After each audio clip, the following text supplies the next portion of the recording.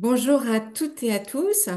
Dans ce séminaire sur le pacte européen sur la migration et l'asile, Ségolène Barbeau-Desplaces et moi sommes très heureuses de vous accueillir. Peu nombreux, mais qualitativement très intéressants. Nous allons consacrer cette nouvelle séance du séminaire à un autre instrument du pacte, à savoir la directive sur les conditions d'accueil. Et cette fois-ci, ce sont Ségolène Barbeau-Desplaces et moi-même qui avons travaillé sur ce document pour essayer de vous montrer en quoi il y a continuité, rupture et ambiguïté.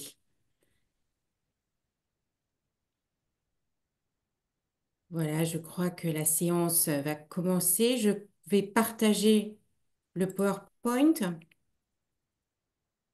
Je vérifie que c'est le bon. Excusez-moi. C'est le final, donc c'est le bon. Et est-ce que ça apparaît correctement à vos écrans? Tout à fait. Oui, Eh bien, c'est très bien. Alors, on peut démarrer. Oui.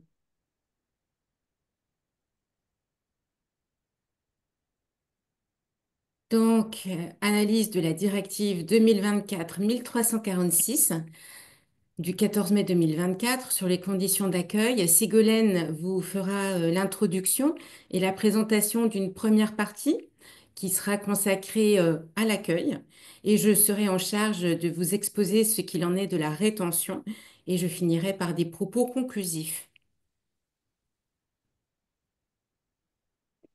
Alors, quelques mots d'introduction. Nous allons donc commenter cette directive. C'est une directive, on y reviendra. Autrement dit, c'est un texte d'harmonisation, ce qui explique, vous le voyez à l'article 4, que le texte autorise les États à adopter ou maintenir des conditions plus favorables pour les ressortissants de pays tiers et les apatrides. Donc nous verrons s'ils se saisissent de cette possibilité. Et comme c'est une directive, elle doit être transposée. On retrouve la date, hein, toujours la même pour l'entrée ou l'effectivité des dispositions du pacte, c'est la transposition et la mise en œuvre surtout avant le 12 juin 2026. Alors, on aura peut-être des discussions parce que à la réflexion avec Marie-Laure, c'est une partie du texte qui ne nous semble pas d'une très grande clarté, puisqu'il est imbriqué évidemment avec d'autres textes du pacte, des discussions sur le champ d'application, notamment champ d'application personnel de la directive. La première chose qui est certaine, c'est que le texte va s'appliquer aux ressortissants d'États tiers qui sollicitent la protection internationale, entendue au sens large, d'ailleurs c'est le terme qu'on emploiera. Donc ça recouvre évidemment à la fois ceux qui vont demander le bénéfice du statut de réfugié et le bénéfice de protection subsidiaire. Mais, et vous le savez, on en a beaucoup discuté dans les précédentes séances, et notamment au travers de la discussion à la fois sur le règlement filtrage et sur le règlement procédure. Ici, on a une restriction puisque le texte va s'appliquer aux ressortissants d'États tiers qui vont déposer une demande de protection internationale sur le territoire, y compris à la frontière extérieure, dans la mer territoriale ou dans la zone de transit des États, mais tant que, c'est cette formule qu'on retrouve dans beaucoup d'endroits du pacte, tant qu'ils sont autorisés à rester sur le territoire. Et donc, on comprend, hein, et en faisant le lien avec les autres instruments, qu'on n'appliquera pas aux demandeurs d'asile qui se trouvent dans les fameuses fictions de non-entrée, hein. Même s'il y a des ambiguïtés, des incohérences, on pourra peut-être y revenir, parce que le règlement filtrage, à l'article 4, renvoie à l'application de la directive sur les conditions d'accueil. Donc, est-ce que c'est une rédaction volontairement ambiguë, une erreur de rédaction? Comment le comprendre? On ne sait pas bien. Il y a une autre chose qui est probablement à discuter, c'est que nous semble qu'il n'y aura pas d'application de la directive si on applique la directive sur la protection temporaire, à moins qu'un État décide d'appliquer simultanément les deux textes. Et puis sur l'application, le champ d'application personnel, le texte a vocation à s'appliquer à la fois aux demandeurs d'asile et aux membres de sa famille, avec une définition un peu élargie de la famille, puisque, et ça c'est une caractéristique de l'ensemble du pacte, ça a été la prise en compte des liens de parenté, des liens de famille noués hors du pays d'accueil, notamment lors du parcours migratoire. Et donc la famille n'est pas seulement celle qui a été constituée dans le pays d'origine, et sont également pris en compte les enfants qui sont des adultes à charge. Alors, on va être très bref sur l'introduction, mais simplement en posant quelques questions auxquelles on ne répondra pas toutes, mais qui pourront être l'objet de discussions avec vous ultérieurement. On s'est demandé un peu comment saisir ce texte, comment essayer de le résumer, quels en sont les traits principaux. Bon, quelques idées jetées pour le bénéfice de la discussion tout à l'heure. D'abord, il y a évidemment des éléments de continuité dans le texte, hein. Ça s'inscrit comme la troisième version d'une directive sur l'accueil, hein. Donc, on est bien dans la continuité du régime européen commun d'asile, hein. Donc, ça fait suite aux précédentes versions de la directive conditions d'accueil. Euh, Ça s'inscrit bien sûr, je vais y revenir, comme un élément d'un tout qui est le pacte, mais, et ça n'est probablement pas qu'une différence formelle, c'est le seul texte qui soit resté une directive et qui n'a pas été transformé en règlement, donc ce qui va autoriser, hein, pour les États ces marges de manœuvre importantes au stade de la transposition. Et on ne doute pas, j'y reviendrai parce que certains termes sont vagues, on ne doute pas que les États se saisiront d'une harmonisation qui parfois reste une harmonisation minimale. Notre caractéristique, c'est que c'est bien un élément du pacte que nous, on considère comme un système, c'est-à-dire ce bloc avec toujours ce mécanisme partout dans le texte du pacte de renvoi aux autres instruments, ce qui rend évidemment parfois difficilement lisible le texte, mais surtout montre que le système est complètement imbriqué. Donc on a des renvois, on y reviendra, au règlement de procédure, au règlement sur la gestion de l'asile, la migration, etc. Il nous semble que c'est aussi très clairement ce qui peut paraître paradoxal étant donné l'intitulé du texte, qui est un texte sur les conditions d'accueil, mais on essaiera de le montrer qu'il s'inscrit assez nettement comme un élément d'un dispositif de contrainte. Hein. On le verra, que ce soit évidemment sur la rétention, que ce soit sur les mécanismes de restriction ou de suppression des conditions d'accueil.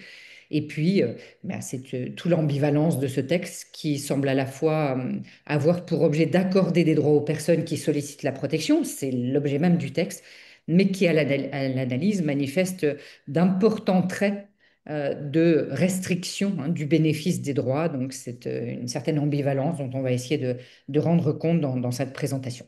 Voilà donc pour les questions ouvertes et on va essayer de donner quelques éléments avec, Marie-Laure l'a dit, deux parties. On va d'abord faire un focus sur l'accueil et puis ce que je vais faire d'abord et Marie-Laure ensuite fera un focus sur la question de la rétention qui est tout à fait centrale dans cette directive. Donc la première question sera un focus sur l'accueil. Avec cette idée, j'ai essayé de résumer ce qui me semble être le trait principal lorsqu'on regarde les conditions d'accueil. L'idée, c'est qu'il y a certes des conditions d'accueil, hein, qui sont accordées, même des progrès à certains égards, mais tout cela est conditionné. Il y a presque une sorte de deal qui est fait, conditions d'accueil contre discipline des demandeurs de protection internationale. Et donc, pour le montrer, je vais développer trois points. D'abord, essayer de montrer quelques progrès qui méritent évidemment d'être soulignés dans les conditions d'accueil offertes aux demandeurs d'asile. Et puis, une partie sur les personnes vulnérables, puisqu'il est manifeste que le législateur, comme d'ailleurs dans d'autres instruments du pacte, a porté une certaine attention à la situation des personnes vulnérables. Et puis, dans le troisième partie, ce sera évidemment une nuance de taille, essayer de montrer que malgré ces valeurs ajoutées, hein, de la directive, il y a très clairement une approche qui me semble être à la fois sélective et disciplinaire, je m'expliquerai de ce terme, de l'octroi des conditions d'accueil. Donc voilà, trois sous-parties pour essayer de montrer ce deal protection contre discipline. Alors, sur le premier point, sur les conditions d'accueil offertes aux demandeurs d'asile, je voudrais ici souligner les progrès, hein. Quand on compare le texte de 2013 et celui de 2024, on voit qu'il y a certaines améliorations. Euh, Peut-être cela va dans l'esprit du point 10 du préambule que j'ai reporté ici, puisque le législateur nous dit qu'il convient d'adopter des conditions uniformes pour l'accueil des demandeurs. On voit bien l'idée de l'uniformité, même si à mon avis, on ne va pas dans une uniformité, on est plutôt dans une logique d'harmonisation, de rapprochement, mais c'était quand même ça l'ambition. Uniformité des conditions d'accueil des demandeurs. Le but était que ces conditions d'accueil suffisent à garantir un niveau de vie adéquat. On voit tout de suite que l'ambition n'est pas considérable. D'ailleurs, ce niveau de vie adéquat, ce terme adéquat va revenir tout au long de la directive. Et l'idée est donc d'offrir ce niveau de vie adéquat et des conditions de vie comparables dans tous les États. La référence, bien sûr, à l'uniformité et aux conditions de vie comparables, on le sait, c'est cette anxiété permanente du législateur européen depuis une bonne dizaine d'années maintenant, et cette idée que les différences de protection dans les États généreraient les fameux mouvements secondaires qu'il convient d'éviter. Donc l'idée est quand même de fournir un niveau de vie adéquat et pour cela, le texte apporte quelques améliorations tant sur les droits substantiels que sur les droits procéduraux. Alors sur les droits substantiels, on a une liste élargie des conditions d'accueil. La définition des conditions d'accueil, on les trouve, et notamment des conditions matérielles d'accueil, on les trouve à l'article 2. Donc, on a repris évidemment les conditions qui étaient mentionnées dans le texte précédent. Donc, ça comprend le logement, la nourriture, l'habillement fourni en nature ou sous forme d'allocation financière ou de bons et une allocation journalière. Et on a rajouté les produits d'hygiène personnelle fournis en nature. Donc ça, c'est une des valeurs ajoutées du texte. Et on peut penser, peut-être, espérer que le législateur a essayé de tenir compte de la jurisprudence, par exemple de la jurisprudence JAO, où la Cour avait été assez claire en indiquant que constitue un traitement inhumain et dégradant qui viole donc l'article 4 de la Charte ou l'article 3 de la Convention européenne des droits de l'homme le fait de placer un demandeur d'asile dans une situation de dénuement matériel extrême, c'était cette formule, on voit que c'est un palier qui est quand même très bas, mais elle l'avait détaillé. C'est quoi? C'est la situation dans laquelle une personne n'est pas en mesure de faire face à ses besoins les plus élémentaires. Et elle avait indiqué, c'est quoi? Pas la capacité de se nourrir, de se laver, de se loger. Et cela, évidemment, met la personne dans une situation de dégradation incompatible avec la dignité humaine. Donc, une petite amélioration, la mention express des produits d'hygiène personnelle, c'est pas forcément très coûteux pour les États, mais ça mérite d'être souligné. Alors, parmi les autres droits substantiels, on notera évidemment la référence aux droits de santé et aux soins de santé. Ils étaient déjà bien sûr couverts par la directive de 2013. On peut relever quand même qu'il y a l'obligation qui est faite de fournir des soins médicaux nécessaires. On retrouve l'idée de une qualité adéquate. C'est très vague, ça va laisser aux États une forte marge d'appréciation. Et avec la référence nouvelle aux soins de santé sexuelle et génésique, donc là on voit un effort sur la protection de la santé des femmes. Le logement, il n'y a pas de grande modification de la disposition sur le logement, si ce n'est la référence à nouveau à l'obligation d'offrir un niveau de vie adéquat, une prévention renforcée, une obligation faite aux États d'une prévention renforcée des actes de violence dans les lieux d'hébergement, avec un détail des motifs de la violence. Je ne sais pas du tout s'il faut considérer que c'est une valeur ajoutée ou que, au contraire, ça va permettre aux États de limiter le champ de leurs obligations. C'est difficile de le savoir. Et puis sur les enfants, une obligation de scolarisation qui existait déjà, bien sûr, mais dont le délai est réduit. Il faut que démarre la scolarisation non plus au bout de 3 mois, mais désormais au bout de 2 mois, à partir de l'introduction de la demande. Donc ça, ce sont pour les droits substantiels, ce pas des réformes majeures, mais il y a des, comme ça, par-ci, par-là, des petites améliorations, des obligations formulées d'une manière un peu plus expresse. Et puis, il y a tout un ensemble de droits que j'ai regroupés sous la bannière de l'idée d'intégration, parce qu'il me semble finalisé autour de cet objectif de veiller à l'insertion et à l'intégration sociale des demandeurs de protection dans la société d'accueil. Donc, on retrouve l'idée évidemment que l'emploi, le travail est un mode important d'insertion dans la société d'accueil, avec la garantie d'un accès effectif. Là encore, une formule, peut-être un vœu pieux ou une formule qui engagera les États. Peut-être qu'un juge pourrait se servir de cette notion. Donc, un accès effectif au marché du travail, un accès plus rapide, puisque désormais, il devra être autorisé non plus au bout de 9 mois, mais au bout de 6 mois à compter de l'enregistrement de la demande d'asile.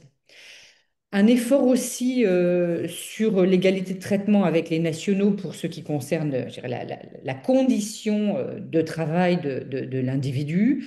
Donc l'article 17, paragraphe 3, détaille avec quand même une certaine précision le champ de cette égalité de traitement, tant sur les conditions de travail elles-mêmes, les conditions de salaire, d'horaire, aussi sur l'ensemble des droits qui permet aux travailleurs de se protéger, hein, donc l'affiliation à des syndicats notamment, une égalité de traitement pour l'éducation et la formation professionnelle, une référence à la directive de 2005 sur la reconnaissance des diplômes et titres professionnels, mécanisme de système de validation d'acquis. Je ne détaille pas ici.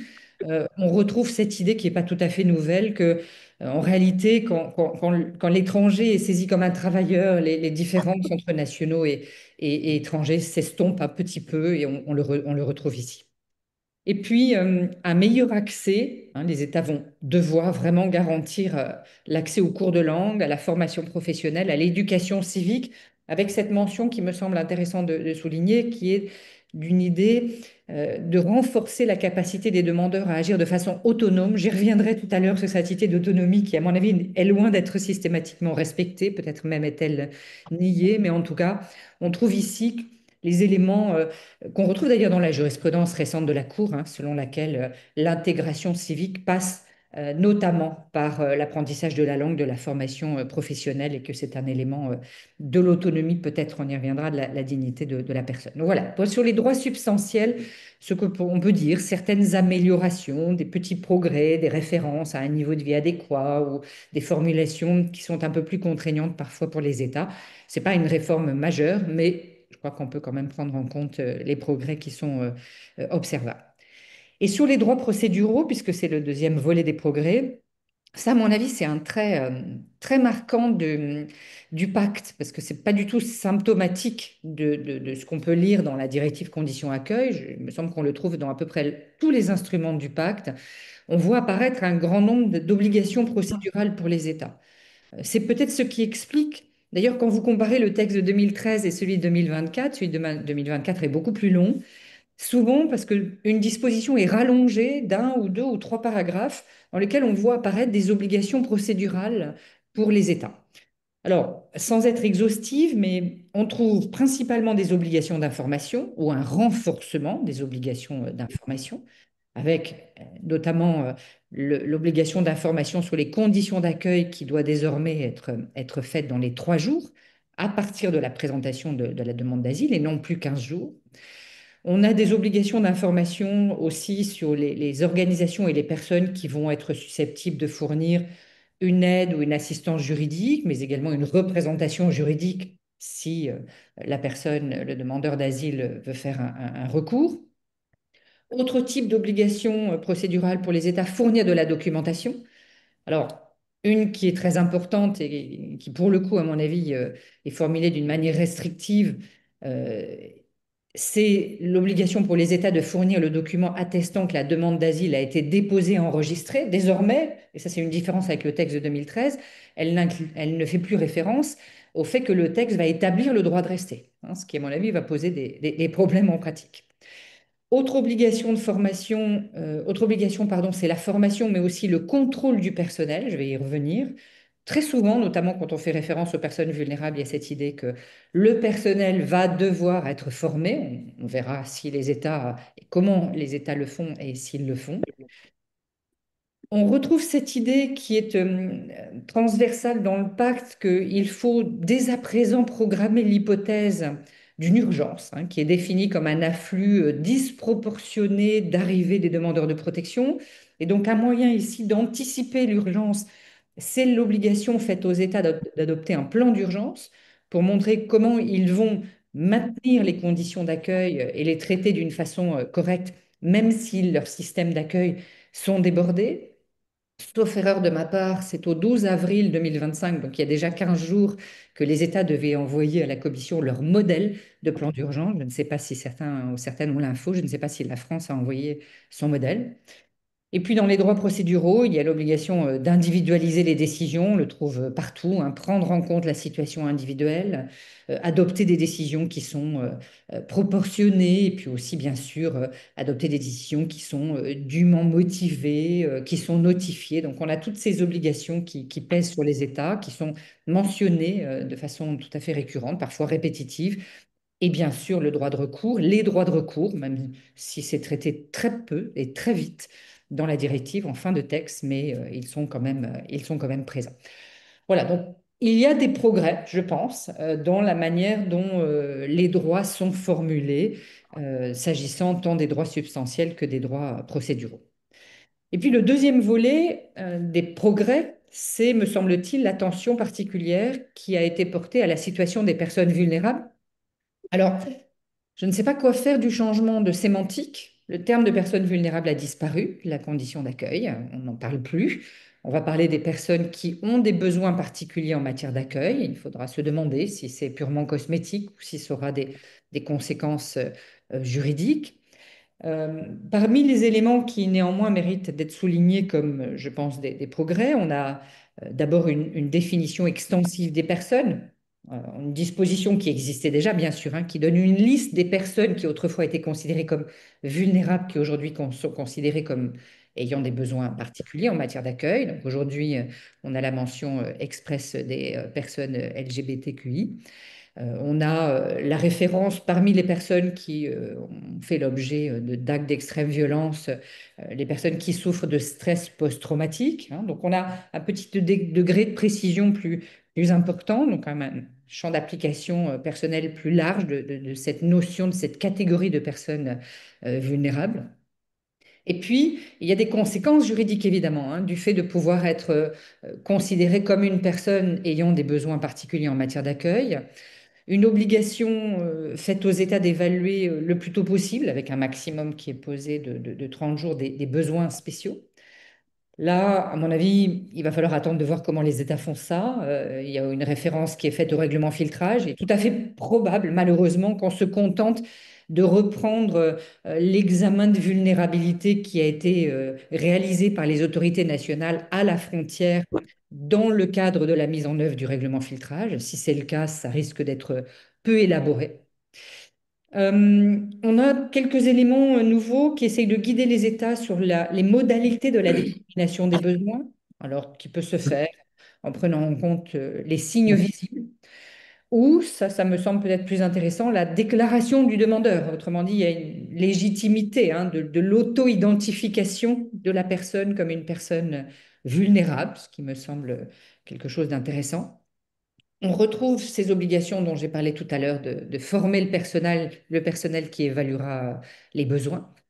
Là encore, je suis curieuse de voir ce qui sera prévu concrètement hein, sur le terrain pour cette formation. Est-ce qu'elle sera minimale avec 8 heures de formation où on aura vraiment un personnel adéquat? C'est les mêmes discussions qu'on a pu avoir quand on a discuté du règlement filtrage. Les États devront, si l'état de santé l'impose, fournir toute assistance nécessaire, des services de réadaptation, des dispositifs médicaux d'assistance. On a aussi une attention aux personnes victimes de torture ou de violence, évidemment, avec les traitements et soins médicaux et psychologiques. C'est pas complètement nouveau, évidemment. Des aménagements spécifiques en matière de logement, que ce soit des aménagements pratiques pour tenir compte, par exemple, d'une situation de handicap ou une séparation hein, d'autres populations. Et puis, Marie-Laure y reviendra, l'interdiction de placement en rétention si la rétention met en danger la santé physique ou mentale de ces personnes. Donc ça, ce sont je dirais, les obligations générales des États pour les personnes ayant des besoins particuliers en matière d'accueil. Et puis, il y a ensuite une attention qui a été portée aux mineurs. Et ça aussi, c'est quelque chose qui est récurrent dans le pacte. Protection renforcée, deux articles 26 et 27 spécifiquement consacrés aux mineurs, avec la référence à l'intérêt supérieur des mineurs. Évidemment, ça fait écho, je pense, et j'espère, à l'article 24 de la charte. Mais cet intérêt supérieur s'impose aux États qui leur garantissent une toute petite évolution du terme, un niveau de vie adéquat. Toujours cette formule, hein, lancinante dans le texte, mais un niveau de vie qui sera adéquat pour le développement physique, mental, spirituel et social. Ça, c'est existait déjà. On a rajouté moral. Je ne sais pas ce que ça rajoute. Là encore, on verra ce que ça peut donner ou ce que ça peut avoir comme conséquence. Et en tout cas pour les mineurs, une obligation de logement avec les parents ou les frères et sœurs, une prise en charge évidemment en matière de logement en lien avec la personne responsable, une prise en charge par un personnel spécifique. Et il y a une chose moi qui m'a frappée en lisant le texte. On ne peut que se réjouir évidemment de vérifier que la personne qui va prendre en charge les mineurs, notamment hein, des mineurs non accompagnés, n'aura pas d'antécédents judiciaires.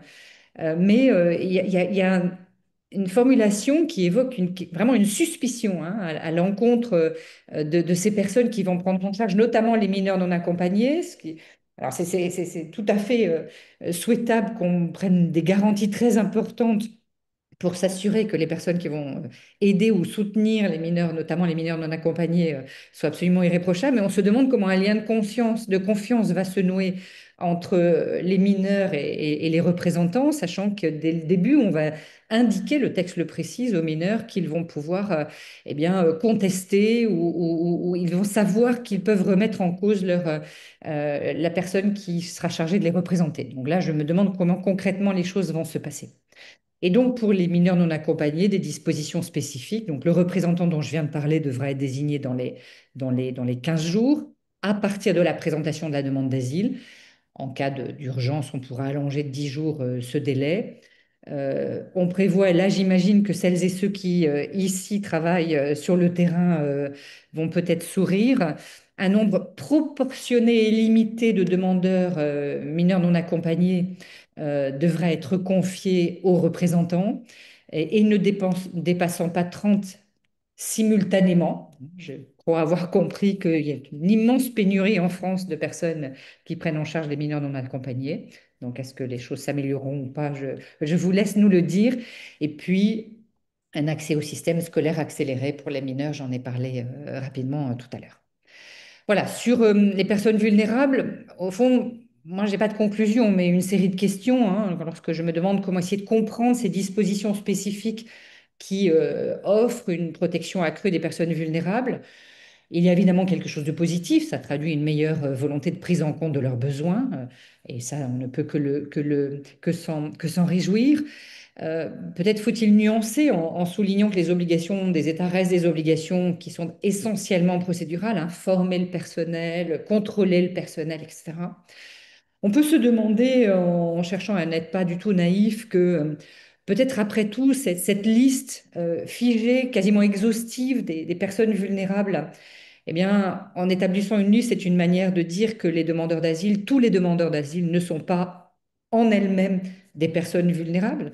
Autrement dit, c'est une manière de tordre un peu le cou à ces affirmations, notamment de la Cour européenne des droits de l'homme dans l'arrêt MSS, qui avait quand même admis que les demandeurs d'asile présentent une vulnérabilité en tant que demandeurs d'asile. Et puis, moi, une chose qui m'apparaît, et ça va faire le lien avec ce qui suit, c'est que en réalité, je me demande si les garanties, une grande partie des garanties qui sont accordées au profit des bénéficiaires considérés comme plus vulnérables, en fait, ça n'est pas juste un moyen de les isoler, de les immuniser d'une certaine manière des dispositions plus restrictives qui sont introduites par la directive et qui vont peser sur les autres demandeurs d'asile. Et donc, ça m'amène à la troisième partie de ce que je voulais vous dire, avec cette idée que je voudrais essayer de justifier d'une distribution des conditions d'accueil qui est peut-être euh, à certains égards un progrès, mais qui est dans le même temps tout à fait sélective et disciplinaire. Et je voudrais évidemment m'expliquer du choix de ce terme. Alors, sur la première idée d'une distribution sélective, mais vous verrez qu'elle est à la fois sélective et disciplinaire, je voudrais prendre l'exemple qui est le plus frappant, évidemment, dans la directive. C'est l'article 21 qui va exclure les Dublinés. Je continue à garder ce terme, même si, évidemment, officiellement, Dublin n'existe plus. Et cet article 21 que j'ai reporté parce que je pense qu'il mérite d'être lu in extenso.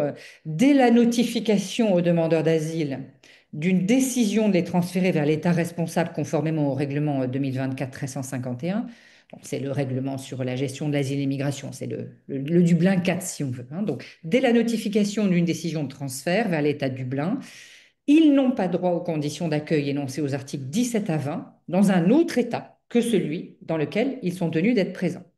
Et puis on a ensuite une nuance, cela s'entend sans préjudice de la nécessité d'assurer un niveau de vie conforme aux droits de l'Union, y compris la charte, et aux obligations internationales.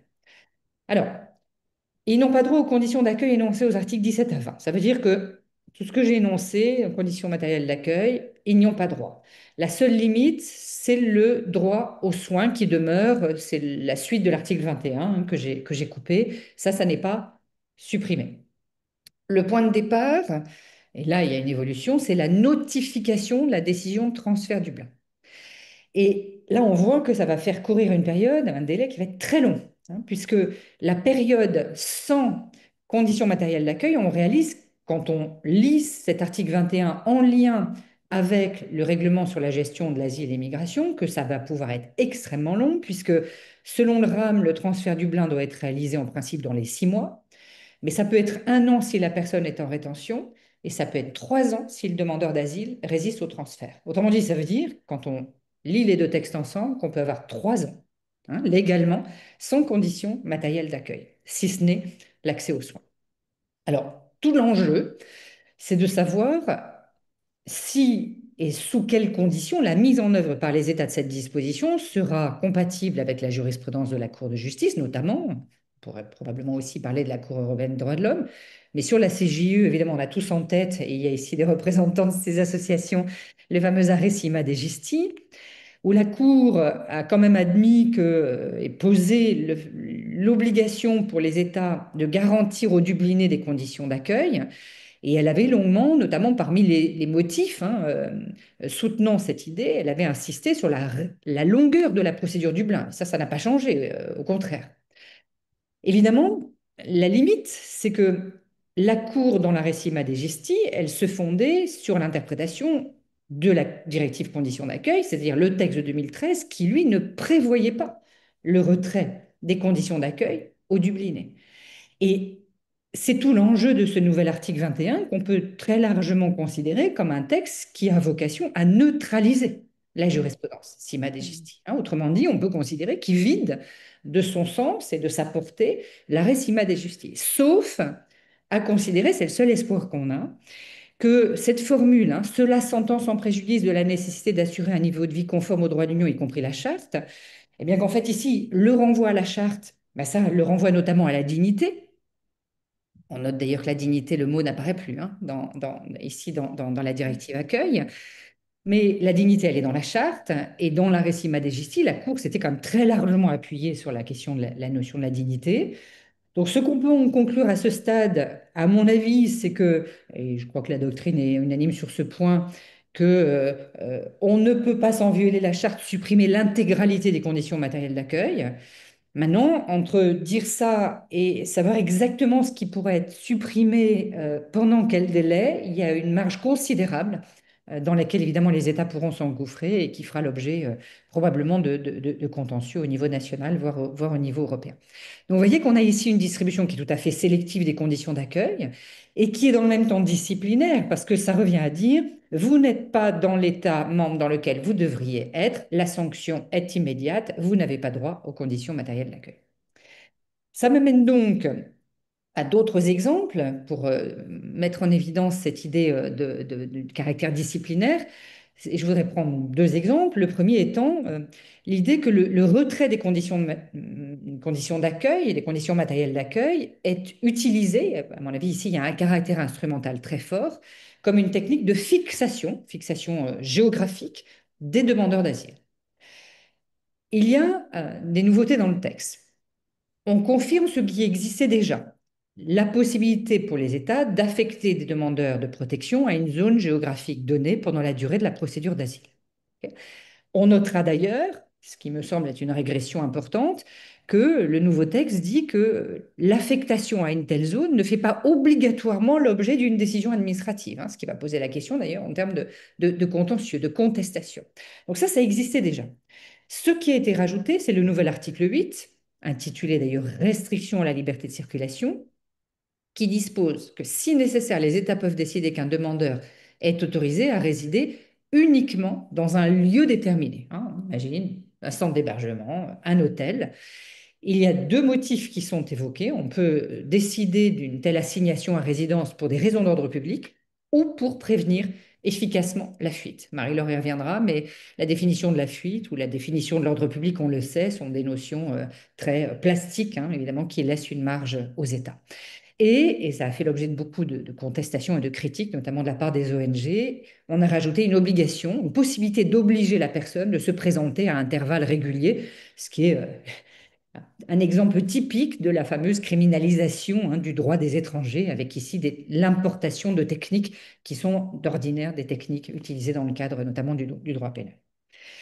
Donc, on a ces nouvelles restrictions qui apparaissent et ce qui est intéressant, c'est qu'on utilise les conditions d'accueil comme un instrument au service de la fixation. Pourquoi? Parce que le non-respect de cette affectation à des zones données, une zone géographique ou un lieu déterminé, ça entraîne la privation des conditions d'accueil.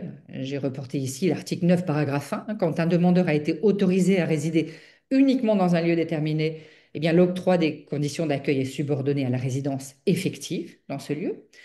Et l'article 23, on a la même chose. Quand un demandeur d'asile abandonne une zone géographique où la résidence est signée, les États peuvent limiter l'allocation journalière, mais également d'autres conditions matérielles d'accueil. Et quand vous regardez dans le détail, sur l'assignation aux zones géographiques, on peut quand même autoriser le demandeur à en sortir pour aller voir sa famille pour des raisons graves, mais pour l'assignation à un lieu de résidence spécifique, à part les soins de santé très spécifiques ou la possibilité de se rendre dans un tribunal, euh, on est sur une entière discrétion de l'État. La personne doit demander l'autorisation de quitter le lieu et on n'a aucune obligation pour les États de lui accorder. Donc on a vraiment ici une instrumentalisation des conditions d'accueil utilisées comme technique de fixation des demandeurs. Et puis pour terminer, toujours cette idée disciplinaire. Merci Marie-Laure. Ah. Ah oui, non, pardon. Avant ça. Non, juste, j'ai interrogé. Non, non, tu as raison, Marie-Laure. Excuse-moi. Juste la slide suivante. Oui, je m'interrogeais juste et je ne vais pas rentrer dans les détails parce qu'on en reparlera autour de ce que Marie-Laure va dire. Bien sûr, hein, cette assignation à résidence, on va pouvoir avoir de nombreuses discussions sur la qualification juridique. Est-ce qu'on est dans le cadre de restriction ou de privation de liberté? Et je renvoie à ces jurisprudences dont Marie-Laure va parler sur la rétention. On a, beaucoup l'ont dit dans les commentaires, on se demande si on est ou risque d'être dans des régimes de détention ou de rétention de facto. En tout cas, il y a clairement, c'était ça mon idée, un régime disciplinaire, voire punitif. On voit bien que vous ne respectez pas l'assignation ou la fixation sur le lieu. Eh bien, la conséquence, c'est la privation de prestations qui, il faut quand même le dire, sont des prestations tout à fait minimales parce que on n'a pas encore parlé, Marie-Laure se souvient d'une discussion télévisuelle, on n'a pas encore parlé du montant exact, hein, des allocations journalières, etc. Nous le savons bien, les conditions d'accueil, les allocations journalières sont fixées généralement à un niveau très bas. Donc, supprimer même ça hein, comme technique d'obligation au respect des assignations à résidence, évidemment, à mon avis, c'est du registre du mode punitif. Je termine donc avec le troisième point, et qui me semble aussi une traduction, une logique qui consiste à discipliner les demandeurs de protection, c'est le fait que on pourra sanctionner, et je m'expliquerai du terme sanction, des comportements jugés problématiques par le biais du retrait des conditions matérielles d'accueil. C'est l'article 23 qui l'organise en prévoyant des nouveaux cas de limitation ou de retrait des allocations journalières et autres conditions matérielles d'accueil. Donc, on a cette idée qui est d'ailleurs transversale dans le pacte, qui est que l'individu qui ne coopère pas avec les autorités compétentes, et ici, contrairement à d'autres textes, il n'y a pas de définition très précise des obligations. Donc, l'obligation de coopération, c'est pas très évident, à mon avis, de savoir ce qu'elle recouvre, hein. Donc, absence de coopération, ou c'est le petit f, absence de participation aux mesures d'intégration obligatoire, pourra entraîner hein, la limitation des allocations journalières et des autres conditions matérielles d'accueil. Et sur le petit e, donc le manquement grave ou répété au règlement du centre d'hébergement ou le comportement violent ou menaçant dans un centre, là, ce qui est prévu, c'est pas seulement la limitation des allocations, c'est le retrait des allocations et des conditions matérielles d'accueil. Il est possible, en tout cas, il n'est pas obligatoire, mais il est possible. Alors évidemment, tout cela est accompagné de garanties, une exigence de proportionnalité, de notification, de justification, de prise en compte des besoins particuliers des personnes, toujours le maintien de l'accès aux soins. Le texte prévoit aussi, c'était déjà le cas, la possibilité de rétablir les conditions matérielles si les circonstances qui sont à l'origine de la limitation ou du retrait ont cessé d'exister. Et puis, ce que j'ai dit tout à l'heure reste valable, je pense, hein, il y a toujours la garantie d'un niveau de vie conforme aux droits de l'Union, y compris la charte. Donc, on voit bien qu'il est très peu probable qu'il y ait une suppression totale, mais là encore, les États ont une marge pour limiter d'une façon assez substantielle les conditions matérielles d'accueil. Et donc, pour conclure, il me semble qu'on peut parler d'un régime de sanctions. C'est d'ailleurs le terme que la Cour de justice a elle-même admis dans l'arrêt Agbin. Alors, il est vrai que la formulation de la directive de 2013 lui permettait de le faire, mais quand même, hein, ici, les conditions d'accueil, elles servent à sanctionner des jugements, des comportements qui sont jugés problématiques. On a une même logique de sanction de la personne qui prend la fuite. Et au fond, ce qui est très frappant, c'est que ce régime de privation de l'accès aux conditions d'accueil crée un régime de contrôle de la mobilité, mais pas seulement de la mobilité physique, c'est aussi un régime de contrôle, hein, ou de l'assignation à un certain type de comportement. Et les conditions d'accueil ici deviennent très clairement des moyens de gestion de l'immigration au sens le plus large. Et d'où cette question récurrente dans la doctrine qu'il observe: que reste-t-il de l'autonomie, hein, de l'individu? Voilà. Et pour avoir des conditions d'accueil, il faut rester bien sagement dans les endroits assignés, se comporter d'une manière très précise. Ou pour le dire encore, certains vont dire que la dignité reste garantie, puisque c'est l'objet même des conditions d'accueil que de préserver la dignité des personnes. Certes, mais c'est alors une conception tout à fait objective de la dignité et pas d'une conception subjective de la dignité qui entend que la personne peut disposer relativement librement de ses choix de vie, de pouvoir sortir d'un lieu pour rendre visite à sa famille ou, ou à ses proches, ou, et c'est évidemment un tabou dans le droit européen de l'asile, choisir l'État dans lequel il ou elle voudrait bénéficier de la protection.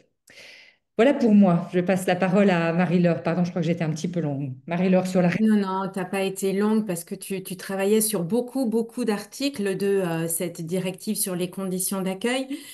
Pour ma part, je me suis concentrée sur un article, l'article 10, parce qu'il me semble quand même que, en dépit du fait que celle-là ne représente qu'une disposition de cet instrument relativement long, il me semble constituer un point focal dans la directive et dans l'ensemble du pacte. Et je vous propose de regarder en fait cet article 10 et ce recours à la rétention comme un élément qui a vu le recours à la privation de liberté expansé, répandu, développé et systématisé, automatisé. Et donc vraiment, ça nous demande une réflexion sur la question de la liberté des demandeurs d'asile. Alors, je voudrais revenir quand même, avant d'entrer dans le détail, sur la définition de la rétention des demandeurs d'asile. C'est énoncé à l'article 2 de la directive. Rétention, on nous dit l'isolement d'un demandeur par un État membre dans un lieu déterminé où le demandeur est privé de sa liberté de mouvement. Alors là, on peut s'interroger quand même, hein, sur la signification de cette définition qui était déjà présente dans l'ancienne directive, définition qui n'est pas présente dans les autres instruments du pacte. Donc dès lors qu'il est question de rétention dans tous les instruments du pacte, la directive retour, la proposition de règlement retour, le règlement sur le retour à la frontière, le règlement sur la procédure d'asile, le règlement sur la gestion de la migration et de l'asile. Voilà, ça renvoie à cet article 2.9 sur la rétention. N'empêche que l'isolement d'un demandeur par un État membre dans un lieu déterminé, et là, on peut se poser la question de savoir si on n'est pas dans le cadre d'une rétention lorsque on a un ressortissant de pays tiers qui sollicite la protection internationale, qui est, je cite, autorisé à résider uniquement dans un lieu déterminé, avec l'obligation de pointer régulièrement. Vous voyez bien que là, il y a une question. Alors, cette question de la rétention, qui semble très très large en réalité, elle renvoie quand même à une autre appréhension de la rétention qui est celle du HCR, qui nous dit bien que la privation de liberté, le confinement dans un lieu fermé, euh, duquel le demandeur d'asile n'est pas autorisé de partir, mais ne se limite pas simplement aux prisons et aux centres de détention. Ça peut être beaucoup plus large. Donc on peut avoir une espèce d'expansion, voilà, de la rétention qui irait au-delà des centres de rétention comme on en a en France, au-delà des zones d'attente, puisque dès lors que la privation de liberté et les restrictions à la circulation ne constituent pas une différence de nature ou de substance, mais une différence de degré ou d'intensité, ce qui est bien noté par la Cour de justice de l'Union européenne dans son arrêt FMS-FNZ. Pour approcher cet article 10, pour approcher la rétention dans cette directive sur les conditions d'accueil, je voudrais revenir quand même sur les instruments qui nous permettent d'encadrer le recours à la rétention en repositionnant la directive dans un ensemble normatif, qu'il s'agisse du droit régional de la Convention ou du droit régional de l'Union européenne. Ensuite, je voudrais regarder ce qu'il en est des cas dans lesquels le recours à la rétention stricto sensu est prévu. Et nous verrons que le nombre de cas est particulièrement important, que chacun des cas peut être entendu de manière relativement large et que ça risque d'aboutir à une systématicité de la privation de liberté. Et je voudrais finir par un regard sur la rétention des personnes vulnérables, qui normalement n'est pas autorisée, mais qui bien sûr est autorisée. Voyons voir ce qu'il en est de l'encadrement du recours à la rétention. Alors, je voudrais revenir quand même au cadre général du droit de la Convention européenne des droits de l'homme. Alors, tout le monde le sait ici, l'article 5, paragraphe 1, protège le droit à la liberté et à la sûreté. Il présente dans ses alinéas 5 A à F une liste exhaustive des exceptions autorisées au droit à la liberté et à la sûreté. Et ce qui nous intéresse bien sûr, c'est l'article 5, paragraphe 1, point F, qui concerne la privation de liberté pour empêcher une personne de pénétrer irrégulièrement sur le territoire ou pour faciliter l'éloignement d'un étranger. On voit bien ici que la rétention, euh, lorsqu'il s'agit de prévenir l'entrée sur le territoire, par exemple dans les fictions de non-entrée avec le règlement filtrage, le règlement sur la procédure d'asile, le règlement sur la gestion de l'asile et de la migration, est considérée. Et puis, pour faciliter l'éloignement d'un étranger, ça concerne évidemment la rétention eu égard à la directive prochainement règlement retour et au règlement sur la procédure de retour à la frontière. Mais cet article 5, paragraphe 1, a bien été interprété par la Cour européenne des droits de l'homme dans le sens où la rétention doit être premièrement utilisée en dernier recours, deuxièmement doit respecter le principe de nécessité, troisièmement, doit respecter le principe de proportionnalité. Et si ces trois éléments ne sont pas respectés, on se trouve dans le cas d'une détention arbitraire qui est prohibée par la Convention. Et là, on peut vraiment s'interroger sur le point de savoir si la rétention telle que prévue par l'article 10 de la directive sur les conditions d'accueil va vraiment être mise en œuvre par les États membres pour respecter ces trois principes. Je ne vais pas m'attarder sur les jurisprudences de la Cour européenne des droits de l'homme. Je ne fais que citer l'arrêt Guzardi que vous connaissez, l'arrêt Amur particulièrement important concernant les zones de transit dans les aéroports, le fameux arrêt Ilias et Ahmed, où on sentait que la Cour européenne des droits de l'homme pensait qu'il y avait quand même une possibilité de liberté, puisque les individus pouvaient retourner vers la Serbie. Et heureusement, la Cour européenne des droits de l'homme, dans son arrêt RR contre Hongrie et dans son arrêt HM contre Hongrie, est revenue à une interprétation, l'interprétation qui avait été énoncée dans l'arrêt Amur en 1996. Alors, dans le droit de l'Union, dans la directive sur les conditions d'accueil, on a un encadrement de la rétention qui apparaît, puisqu'on nous affirme qu'il y a un recours exceptionnel à la rétention. C'est les points 26, 29, 33 du préambule. Alors, pourquoi? Parce que le ressortissant de pays tiers ne peut pas être placé en rétention du seul fait qu'il a déposé une demande d'asile, du seul fait qu'il est l'objet d'un transfert Dublin, ou du seul fait qu'il a franchi irrégulièrement les frontières de l'Union. C'est d'ailleurs rappelé à l'article 10, paragraphe 1 de la directive. Deuxièmement, la rétention doit être la plus courte possible, c'est l'article 11, paragraphe 1, et doit respecter les principes de nécessité et de proportionnalité, tant dans la forme que dans la finalité. Donc là, on a bien la reprise de ce que nous dit la Cour européenne des droits de l'homme dans son interprétation de l'article 5, paragraphe 1.f. Et troisièmement, la directive doit être la rétention, pardon, doit être une mesure de dernier recours. Que cela signifie-t-il? C'est-à-dire utilisée si aucune autre mesure alternative, qui est moins coercitive, ne permet pas d'atteindre le même effet. C'est l'article 10, paragraphe 2. La question étant bien sûr de savoir quel est l'effet recherché. On a quand même une petite nouveauté dans la directive, hein, c'est l'affirmation selon laquelle le ressortissant de pays tiers ne peut être placé en rétention à la seule raison de sa nationalité, article 10, paragraphe 1.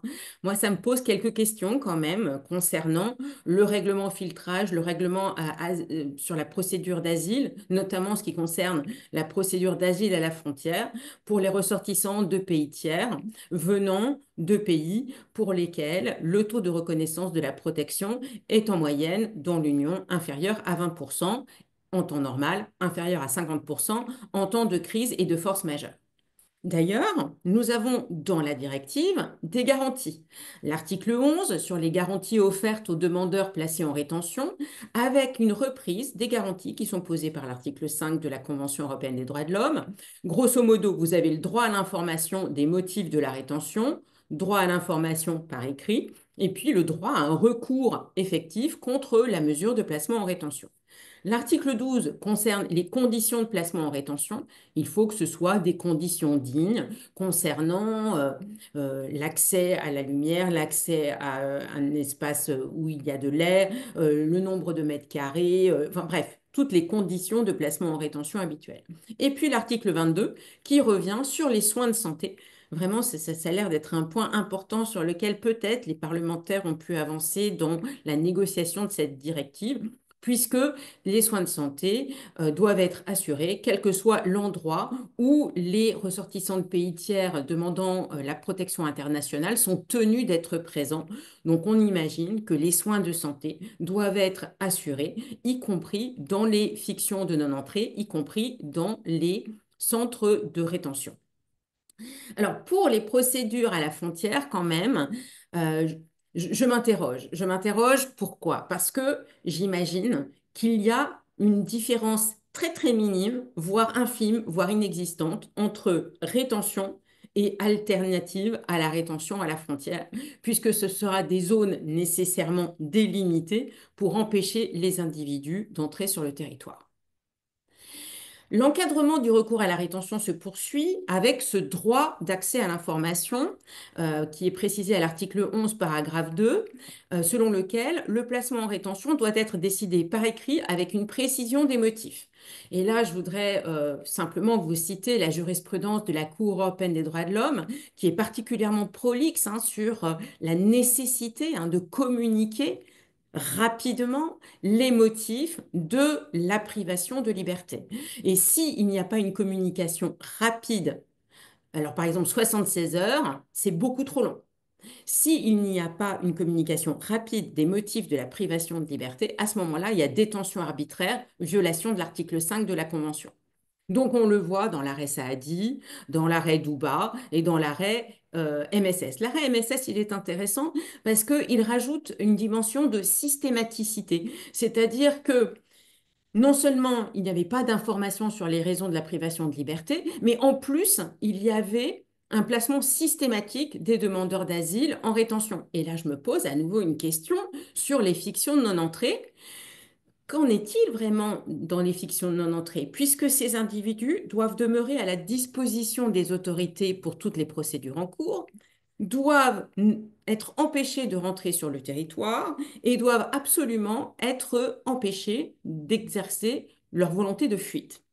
Donc là, on va avoir certainement une rétention ou une simili-rétention, mais qui sera systématique, puisqu'elle s'appliquera sans prendre en compte la situation individuelle à tous les ressortissants de pays tiers qui auront été contrôlés voulant franchir de manière irrégulière les frontières extérieures de l'Union, ayant déposé une demande d'asile à la frontière ou alors ayant été secourus dans le cadre d'opérations d'assistance et de secours en mer.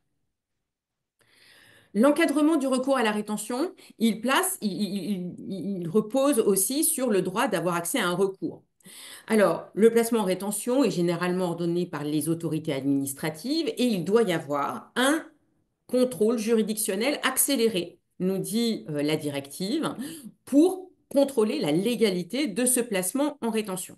Et le juge doit décider dans les 15 jours, voire exceptionnellement dans les 21 jours, sur la légalité de la privation de liberté. Et si il y a l'absence d'un contrôle dans les 21 jours, normalement, il y a libération du ressortissant de pays tiers qui ne peut plus être retenu. C'est l'article 11, paragraphe 3.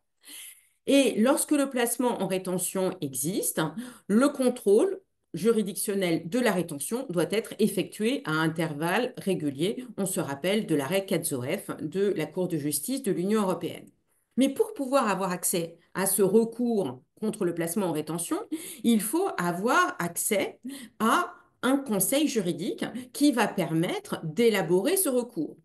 Alors là, on voit qu'il y a une évolution par rapport à l'actuel article 9 de la directive sur les conditions d'accueil, puisque l'article 29 permet de ne pas accorder l'assistance juridique et la représentation gratuite si l'individu est estimé avoir des ressources suffisantes. Donc là, on voit bien qu'il y a une distinction en fonction de la fortune présumée des individus. Et si le recours n'a pas de chance de prospérer, et plus exactement dans le texte, n'a pas de chance sérieuse de prospérer. Donc là, on peut s'inquiéter en fait sur la suppression de l'assistance juridique et de la représentation gratuite dans des cas où il y a une question difficile, délicate, dans lequel le recours pourrait prospérer et dans le cas, il pourrait y avoir remise en cause de la légalité du placement en rétention. Et bien sûr, ce recours demande un recours effectif, accessible et à bref délai. C'est l'article 9, paragraphe 4 du PIDCP, l'article 5, paragraphe 4 de la CEDH. Et là, je vous renvoie aux arrêts Chahal, Karinia, Massoud, AM. Et là, vraiment, on a une Cour européenne des droits de l'homme qui insiste sur la nécessité d'un recours effectif avec un effet, un recours le plus rapide, enfin une décision la plus rapide possible du juge, avoir l'accès réel à la procédure, euh, sur le respect du contradictoire dans la tenue de cette procédure et puis sur l'étendue réelle du contrôle du juge. Et je voudrais consacrer ce point sur l'encadrement du recours à la rétention, sur le contrôle qui doit être exercé par le juge. Si on regarde la jurisprudence de la Cour européenne des droits de l'homme et celle de la Cour de justice de l'Union européenne, le recours, le contrôle juridictionnel contre le placement en rétention ou le renouvellement du placement en rétention doit être intense et large. C'est un contrôle de la légalité, donc des motifs de la rétention, un contrôle de la nécessité, de l'adaptation et de la proportionnalité, donc nécessité d'observer s'il n'y a pas des alternatives moins coercitives que la rétention, le contrôle des conditions de la rétention, la durée, elle doit être prévue, prévisible, raisonnable. Les modalités de la rétention doivent assurer une certaine dignité ou doivent être adéquates, avec une prise en compte de la vulnérabilité et des besoins spécifiques, et un contrôle avec un effet suspensif de plein droit. Pourquoi? Pour éviter les atteintes au principe de refoulement. Alors ça, c'est valable essentiellement pour la rétention lorsqu'il y a procédure de retour à la frontière ou lorsqu'il y a procédure de retour sur le territoire. Et là, on voit bien qu'on a une Cour de justice qui nous a affirmé dans les arrêts Abdida, Toll, Nangdi, ce droit à un effet suspensif de plein droit du contrôle du juge. En même temps, on a les arrêts de la Cour européenne des droits de l'homme qui sont beaucoup plus laxistes et qui limite en fait ce caractère suspensif. Or, ce qui est intéressant de voir, c'est que l'articulation entre la directive sur les conditions d'accueil et le règlement sur la procédure d'asile montre que dans un très grand nombre de cas, le recours n'a pas d'effet suspensif. L'effet suspensif, c'est uniquement si le ressortissant de pays tiers fait l'objet d'une mesure d'éloignement, s'il a l'autorisation de rester sur le territoire. Ce n'est pas le cas des ressortissants de pays tiers qui sont pris dans une procédure à la frontière, qui sont en procédure accélérée, dont la demande d'asile a été déclarée irrecevable ou dont la demande d'asile a été considérée comme implicitement retirée. Et dans la proposition de règlement retour, on voit bien que l'effet suspensif, c'est simplement pour la première instance en vertu de l'article 28. Donc là, on a quand même le sentiment que dans l'encadrement du recours à la rétention par la directive sur les conditions d'accueil et par les autres instruments du droit de l'Union, on a une neutralisation de la jurisprudence de la Cour de Strasbourg et de la Cour de Luxembourg. Voilà pour l'encadrement. Donc déjà, ce n'était pas très optimiste, mais voilà qu'on va travailler sur l'expansion du recours à la rétention.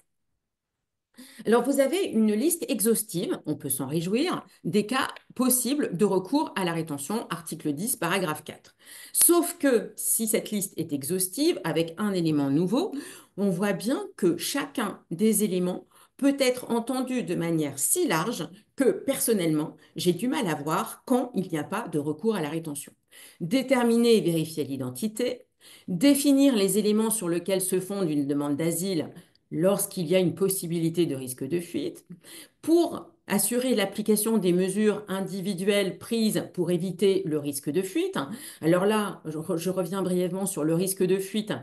Euh, Avant, le texte renvoyait aux législations nationales le soin de définir les éléments objectifs permettant de déterminer qu'il y a risque de fuite. Je vous renvoie à la Real Chodor.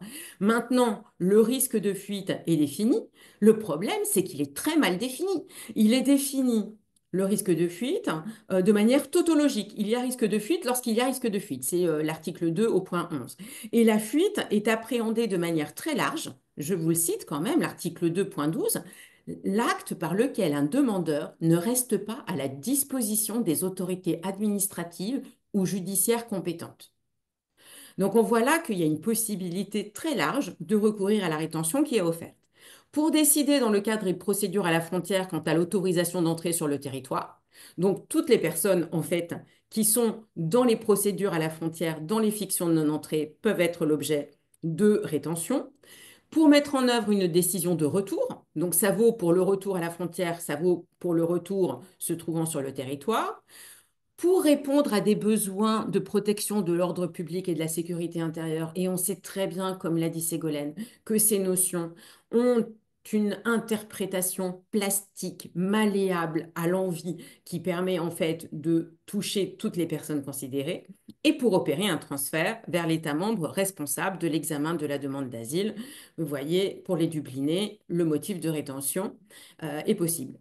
Et je note quand même qu'au paragraphe 30 du préambule, il est précisé que les motifs du placement en rétention établis dans la présente directive sont sans préjudice d'autres motifs de détention qui seraient prévus par les États. Donc on voit bien que cette liste exhaustive permet une expansion du recours à la rétention. Et à mon sens, on a vraiment un renversement. On nous dit que le principe, c'est le recours à la rétention qui est une exception, mais quand on voit le mécanisme, le dispositif, la dynamique de la directive sur les conditions d'accueil, on voit bien qu'il y a un renversement et que le principe, c'est certainement le recours à la rétention et on le verra certainement dans la mise en œuvre du pacte par les États membres. Et cela se voit parce que la directive sur les conditions d'accueil renvoie au règlement filtrage. Article 8, renvoie au règlement sur la gestion de l'asile et de la migration, article 44 et article 45. Règlement sur la procédure d'asile, article 43. Règlement sur la procédure de retour à la frontière, article 5. Et en plus, bon, il est prévu que si, au terme des 12 semaines de cette procédure de retour à la frontière, la personne qui est retenu n'a toujours pas été éloigné, on va appliquer la directive 2815 ou bientôt le règlement sur le retour. Et là, on passerait dans l'actuelle formulation du recours à une période de 24 mois de rétention. Donc, on a une systématicité, en fait, à mon sens, et une expansion du recours à la rétention. Et je me demande, oui, vraiment, quand est-ce que la rétention n'est pas utilisable? Les motifs de placement en rétention sont nombreux, les formulations employées sont floues, et vraiment, on a l'impression que le texte, pour des demandeurs d'asile quand même, hein, s'inspire du régime applicable aux ressortissants de pays tiers en situation irrégulière. C'est comme si la directive retour et éventuellement le règlement sur le retour à la frontière avaient complètement distillé, par capillarité, avait influencé cette conception de la directive sur les conditions d'accueil. Alors, on peut souligner aussi qu'on a un risque de placement automatique en rétention dans les cas des énoncés à l'article 10, paragraphe 4, et pourtant, les cours de Strasbourg et de Luxembourg nous disent l'importance de l'évaluation individuelle, qui prend en compte la nécessité, l'adaptation, la proportionnalité et le dernier recours. Donc là, je pense qu'on a un nid à contentieux qui va être particulièrement important. Alors, je me suis permis quand même un petit nota bene qui s'adresserait peut-être au ministère de l'Intérieur. Non, on ne recourt pas à la détention parce qu'il n'y a plus de place dans les centres d'accueil pour demandeurs d'asile, parce que des États ont essayé de le faire. On ne place pas en détention non plus parce que on a des demandeurs d'asile qui ne sont pas à même de couvrir leurs besoins. Non, non, non, on va trouver d'autres moyens de leur assurer un niveau de vie adéquat. Et non, on ne place pas en rétention parce qu'il y a eu une entrée irrégulière sur le territoire. Donc là, il faudra vraiment être très attentif aux motifs des placements en rétention qui seront énoncés par les autorités administratives. Donc le risque d'un recours systématique à la rétention est majeur, puisque, grosso modo, les individus sont obligés, alors, quand ils sont dans les fictions de non-entrée, de ne pas entrer sur le territoire. Ensuite, pour tous les ressortissants de pays tiers faisant une demande d'asile, ils doivent demeurer à la disposition des autorités. Et ensuite, il ne doit pas y avoir de risque de fuite. Et là, moi, je suis très inquiète de ce caractère systématique qui ferait l'économie d'un examen individuel.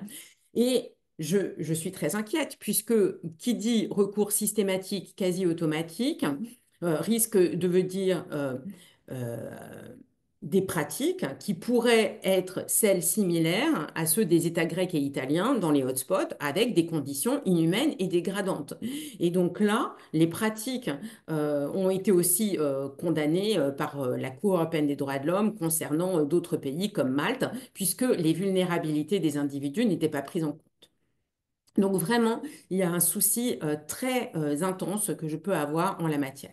Et d'ailleurs, sur les personnes vulnérables, je voudrais revenir sur ce point parce que le principe, c'est que pour les personnes vulnérables, il ne devrait pas y avoir de recours à la rétention. Le préambule, paragraphe 31, nous dit que il y a l'obligation de respecter pleinement la dignité humaine. C'est le seul référence, me semble-t-il, à la dignité dans la directive sur les conditions d'accueil, et donc la nécessité de prendre en compte les besoins spécifiques. Une mention de l'article 24 de la Charte et de l'article 37 de la Convention internationale sur les droits de l'enfant. Le préambule, paragraphe 40, en principe, en règle générale. Bon, déjà, en fait, on sent très bien que ça ne va pas. En règle générale, les mineurs ne devraient pas être placés en rétention. Le en règle générale et le conditionnel doivent nous lancer des signaux d'alerte. Il faudrait avoir recours à ce placement en rétention exclusivement dans des circonstances exceptionnelles, lorsque cela est strictement nécessaire, à titre de mesure de dernier ressort, pour une durée la plus brève possible, lorsqu'il a été établi que des mesures alternatives moins coercitives ne peuvent pas être appliquées. Et après, alors là, je trouve ça quand même assez succulent, après qu'il a été estimé que le placement en rétention est dans leur intérêt supérieur, comme si la privation de liberté pouvait être dans l'intérêt supérieur d'un mineur. Et l'article 13, paragraphe 1 de la directive va en ce sens. C'est vraiment un placement vraiment exceptionnel dans des situations où il n'y a pas d'autre possibilité. Sauf que lorsqu'on regarde l'article 13 et lorsqu'on étudie les paragraphes suivants, on s'aperçoit que le recours à la rétention est beaucoup moins exceptionnel qu'on aurait pu l'imaginer. Dans des circonstances exceptionnelles, à titre de mesure de dernier ressort, lorsque il a été établi que d'autres mesures alternatives moins coercitives ne peuvent être appliquées efficacement, et qu'il a été estimé que le placement en rétention est dans leur intérêt supérieur, bien sûr, les mineurs peuvent être placés en rétention. Alors là, c'est peuvent, c'est ne peut, doit.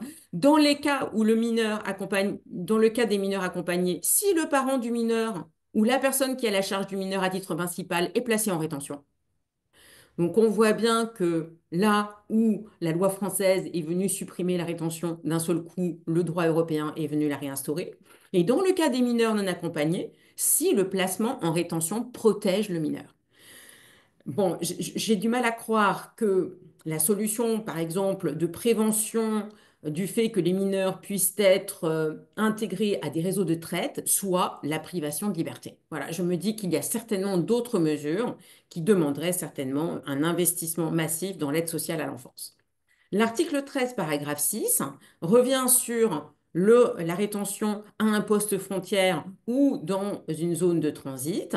Et là, on nous dit que euh, il y a possibilité de la rétention et il y a quelques exceptions aux exigences posées sur ce recours à la rétention dans ces zones particulières pour les MNA, pour les familles et pour la séparation des espaces entre personnes de sexe masculin et de sexe féminin. Donc on voit bien que là encore, on a une expansion du champ de la rétention qui va toucher des personnes vulnérables. Alors, soyez rassurés, hein, on a un petit élément, c'est que le placement en rétention des MNA fait l'objet d'un contrôle d'office à intervalles réguliers. Voilà la seule garantie que j'ai pu trouver. Alors, la restriction du recours à la rétention des mineurs migrants devrait quand même être la norme. Et je vous renvoie à la Cour européenne des droits de l'homme dans l'arrêt Popov ou dans tous ces arrêts qui ont été énoncés à l'encontre de la France le 12 juillet 2016, où il a été estimé que la rétention de mineurs non accompagnés et de mineurs accompagnés violait l'article 3 de la Convention européenne des droits de l'homme, compte tenu de l'âge, de la durée et des conditions d'enfermement. À mon sens, il y a une irrégularité, j'ai marqué de la détention, j'aurais dû écrire de la rétention, c'est certainement mon esprit qui s'est manifesté ici, si elle est incompatible avec l'intérêt supérieur de l'enfant. Et je n'arrive pas à comprendre comment il puisse être envisageable que la privation de liberté puisse être compatible avec la CIDE et avec cette considération primordiale pour l'intérêt supérieur de l'enfant. Et je rappelle que la Cour européenne des droits de l'homme, dans différents cas, le cas topique étant bien sûr Mubilonza Mayeka, on a en fait une détention qui, per se, est contraire à l'intérieur supérieur de l'enfant et donc une violation de l'article 3, voire une violation de l'article 3 et de l'article 5. Concernant les mineurs accompagnés, cela a aussi été reconnu.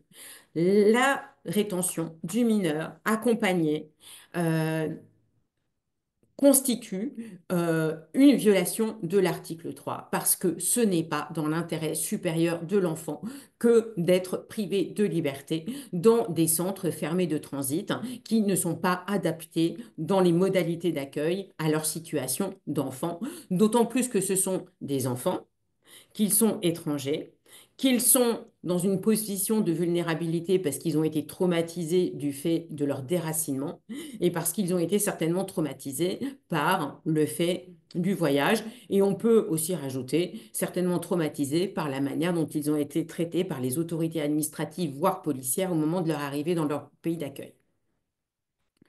Je voudrais terminer ce long développement et cette longue présentation de la directive sur les conditions d'accueil par une petite question. Ça dépasse évidemment le champ de la directive sur les conditions d'accueil, ça renvoie au règlement qualification, mais quand même, je ne vais pas revenir sur les limites qui sont posées à l'unité de famille, je ne vais pas revenir sur les conditions de résidence qui sont imposées pour permettre aux bénéficiaires du statut de réfugié de pouvoir obtenir un permis de longue durée. Non, ce qui m'intéresse, ce sont les limites à l'aide sociale. Et là, on voit bien que ce qui a été présenté par Ségolène pour les demandeurs d'asile, les demandeurs de protection internationale, statut de réfugié, protection subsidiaire, eh bien, vient se disséminer dans la conception, en fait, de l'aide sociale aux ressortissants de pays tiers bénéficiant du statut de réfugié ou de la protection subsidiaire. C'est-à-dire que les États peuvent limiter les avantages octroyés aux bénéficiaires de la protection subsidiaire en les réduisant au plus basique pour qu'ils aient un niveau de vie adéquat. Et franchement, j'aimerais bien qu'une cour m'explique ce que veut dire un niveau de vie adéquat. Si on me dit qu'un niveau de vie adéquat, c'est un niveau de vie qui est conforme à la charte, je me dis qu'on peut se raccrocher à la charte et donc au principe de dignité, mais quelle sera l'utilisation faite par la Cour de justice de ce principe de dignité pour venir nourrir substantiellement cette notion de niveau de vie adéquat. L'État peut aussi soumettre l'octroi des prestations sociales au respect de l'obligation de suivre des cours d'intégration. OK. Et puis l'État peut imposer le respect d'une obligation de résidence dans une zone déterminée. C'est l'intégration de la décision de la Cour de justice dans l'arrêt Allo et Asso. Et on voit bien que là, on a une fixation non seulement des demandeurs d'asile, mais aussi des bénéficiaires de la protection internationale, ce qui montre bien qu'il y a un effet de, de disciplinarisation des individus. Et là, lorsque j'emploie ce terme, je pense bien au travail de discipline d'une masse de population, d'une population au sens de Michel Foucault. Mais voilà, j'en terminerai par là. J'arrête le partage. Et voilà. La discussion est ouverte. À qui veut, par chat, en prenant la parole, n'hésitez pas. Si vous prenez la parole, allumez votre caméra, ça nous fera plaisir de voir vos visages plutôt qu'un écran noir. Et puis si vous n'osez pas allumer vos caméras, n'hésitez pas à écrire vos questions dans le chat. L'une ou l'autre les reprendra. Je vous laisse la parole parce que j'ai déjà des questions sur l'intervention de Ségolène. Alors peut-être le temps que vous pensiez à vos questions, je vais en poser quelques-unes. Euh, Moi, je voudrais ton avis sur ce niveau de vie adéquat parce que je m'y fais pas. Voilà. Alors pour ceux qui ne connaîtraient pas la petite histoire, lors d'une émission télévisée, j'ai eu l'occasion de rencontrer Didier Lesky, le directeur général de l'OFI, qui m'a révélé en fait qu'ils étaient tout étonnés en fait de voir que dans la mise en œuvre du pacte, eh ben, ils allaient devoir faire une distinction entre l'ADA et puis cette aide journalière parce qu'il y avait un minimum qui devait être offert aux demandeurs d'asile, même ceux qui étaient privés des conditions matérielles d'accueil. Et je lui ai demandé, mais quel est ce niveau de l'aide journalière? Quel est ce niveau de vie adéquate? Et il m'a dit, ça n'a pas du tout été tranché par le ministre. Darmanin ne s'est pas prononcé, Retailleau ne s'est pas prononcé. Je dis, mais vous êtes directeur général, vous pourriez quand même souffler une petite idée au ministre. Et je lui ai dit, mais vous le placez où, ce niveau de vie adéquat? Alors, sur le ton de l'ironie, je pose la question, c'est 1,72 € ou 2,13 €. C'était vraiment très ironique. Et il m'a répondu d'une manière non ironique, c'est dans ces eaux-là. Voilà.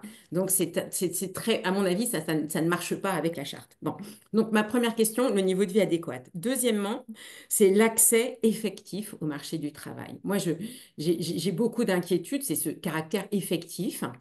Parce qu'on sait très bien que les demandeurs d'asile aujourd'hui, ils n'arrivent pas à avoir accès au marché du travail, et même ceux qui ont le statut de réfugié. Donc, comment, en fait, nos autorités administratives vont s'emparer de la question pour vraiment permettre cette intégration des personnes, parce que c'est vraiment un devoir des États de contribuer à l'intégration des individus dont on a reconnu qu'ils bénéficiaient d'une protection internationale. Et puis, cette question de l'autonomie.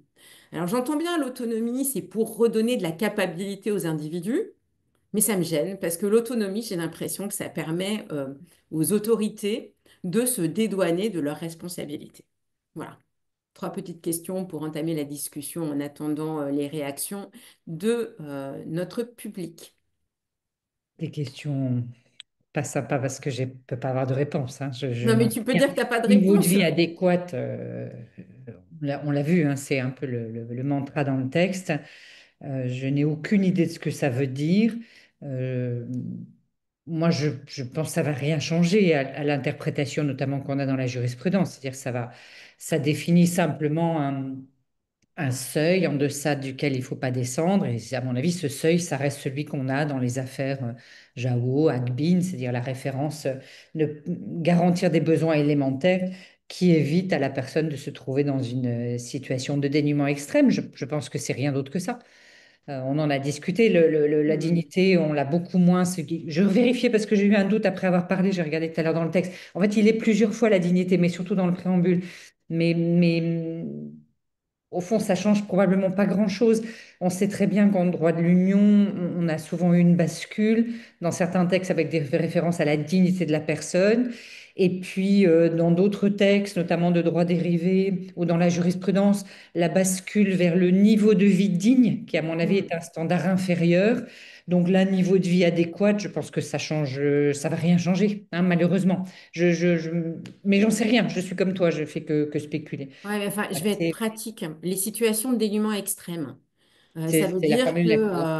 ben, les ressortissants de pays tiers demandeurs d'asile qui sont sur des matelas par terre, avenue Ledru-Rollin à Paris, ça pose pas de problème parce que c'est Pas pas du du dénuement dénuement extrême. Le extrême. dénuement extrême, c'est la formule de la Réagbine Ouais, notamment. ouais, On se retrouve dans un parc à Bruxelles plusieurs nuits de suite quand on est un mineur. Voilà, ouais, d'accord. ça, Ok. hein. Le standard.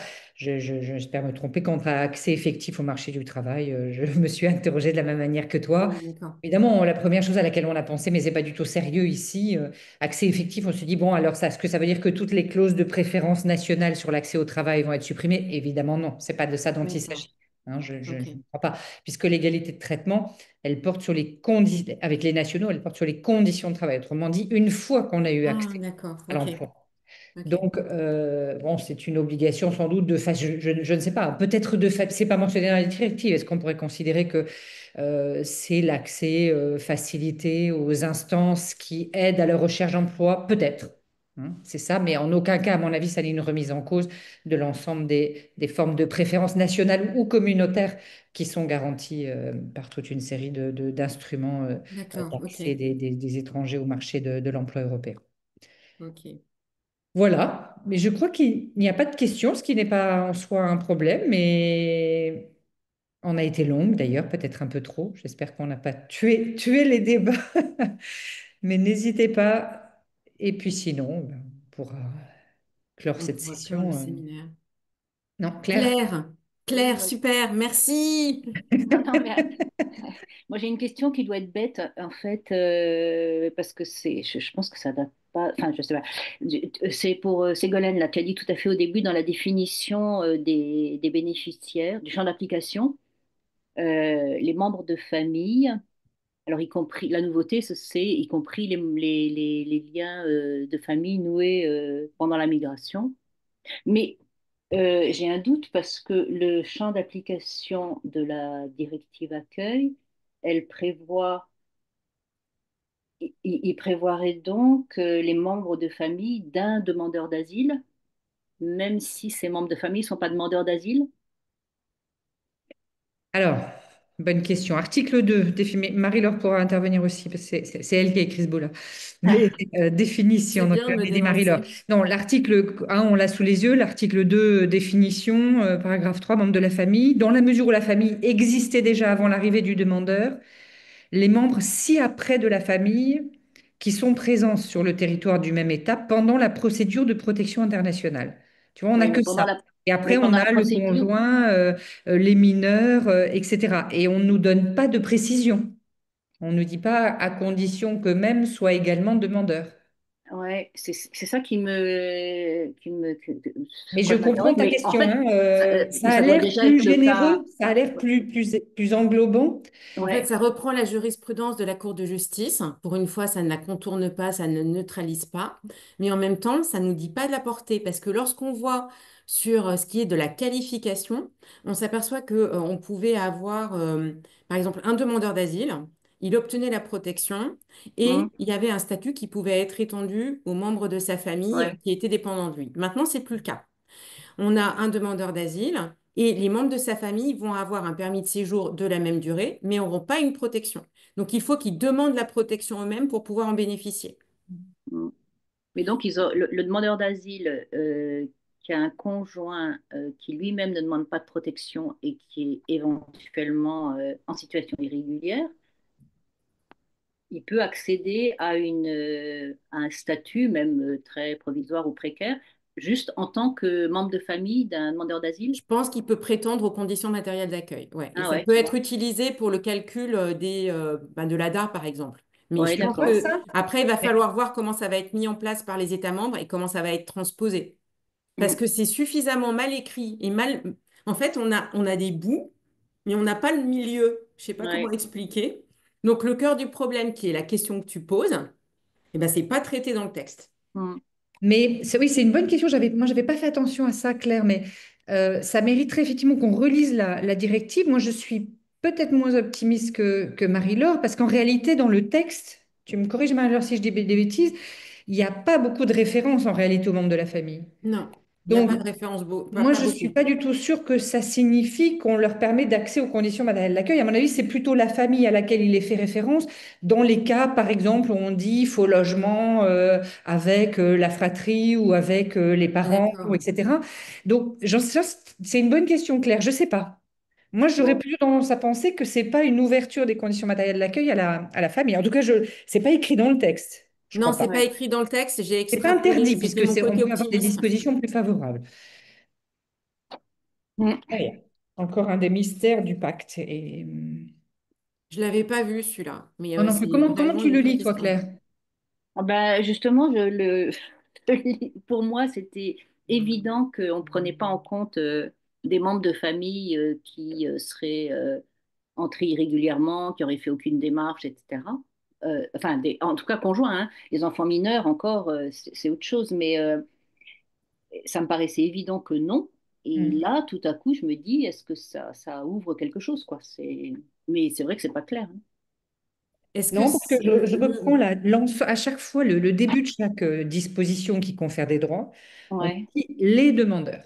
Hein, Mm. c'est jamais les demandeurs et les membres de leur famille, c'est les demandeurs. Ouais. Donc, Et en fait, en vous écoutant et en repensant à la directive qualification, je me demande s'il n'y a pas une volonté de pousser chacun à être demandeur d'asile. C'est-à-dire, quand on a un couple et des enfants, que chacun soit demandeur de protection internationale. Alors là, pour le coup, je m'interroge sur ce que ça va dire, ce que ça va faire sur les institutions nationales qui sont en charge d'évaluer la protection. Ça va être un enfer, quoi. Mm. Le sous-dimensionnement humain au niveau des préfets, au niveau de l'enregistrement, au niveau de l'examen, enfin, ça va être, je sais pas. Mais en fait, je me dis que ces questions, elles se posent peut-être déjà et que moi, je suis pas praticienne, donc je sais pas comment ça se passe concrètement. Est-ce que les gens sont déjà incités à... Je sais pas. Mais en tout cas, n'hésitez pas s'il y en a qui savent hein, à nous dire. ouais. Comme vous l'avez constaté, c'est un abîme de perplexité la lecture de ce pacte. Une question dans le chat, hein, c'est pour Ségolène. Merci beaucoup pour cette séance très intéressante. Merci. Concernant l'exclusion des Dublinés des conditions matérielles d'accueil, est-ce qu'une prise en compte des vulnérabilités est prévue ou est-ce qu'aucune mention n'en est faite? Très bonne Alors, question. laissez relire. Pour ne pas vous dire de bêtises, il n'y a pas de mention expresse. Il n'y a pas de mention expresse dans l'article 1 des vulnérabilités. Hein. Il y a uniquement ce que j'ai mentionné, c'est-à-dire la référence à la nécessité d'assurer un niveau de vie conforme aux droits de l'Union. Donc là, on peut peut-être considérer que ce niveau de vie conforme aux droits de l'Union, notamment à la charte, eh bien, dès lors qu'il y a une exigence d'individualisation, alors ça doit s'entendre d'une manière particulière lorsqu'est en cause une personne vulnérable. J'imagine que c'est ce que pourrait dire de façon raisonnable un juge. Pour le reste, on n'a rien d'autre, hein. On nous dit que la décision de transfert doit indiquer que les conditions d'accueil ont été retirées et que le demandeur est informé de ses droits et obligations, c'est tout. Hein, donc on n'a pas, et en parlant, je vérifie, pour pas vous dire de bêtises, il me semble pas que dans les... Je vais vérifier quand même sur la disposition générale sur les personnes vulnérables.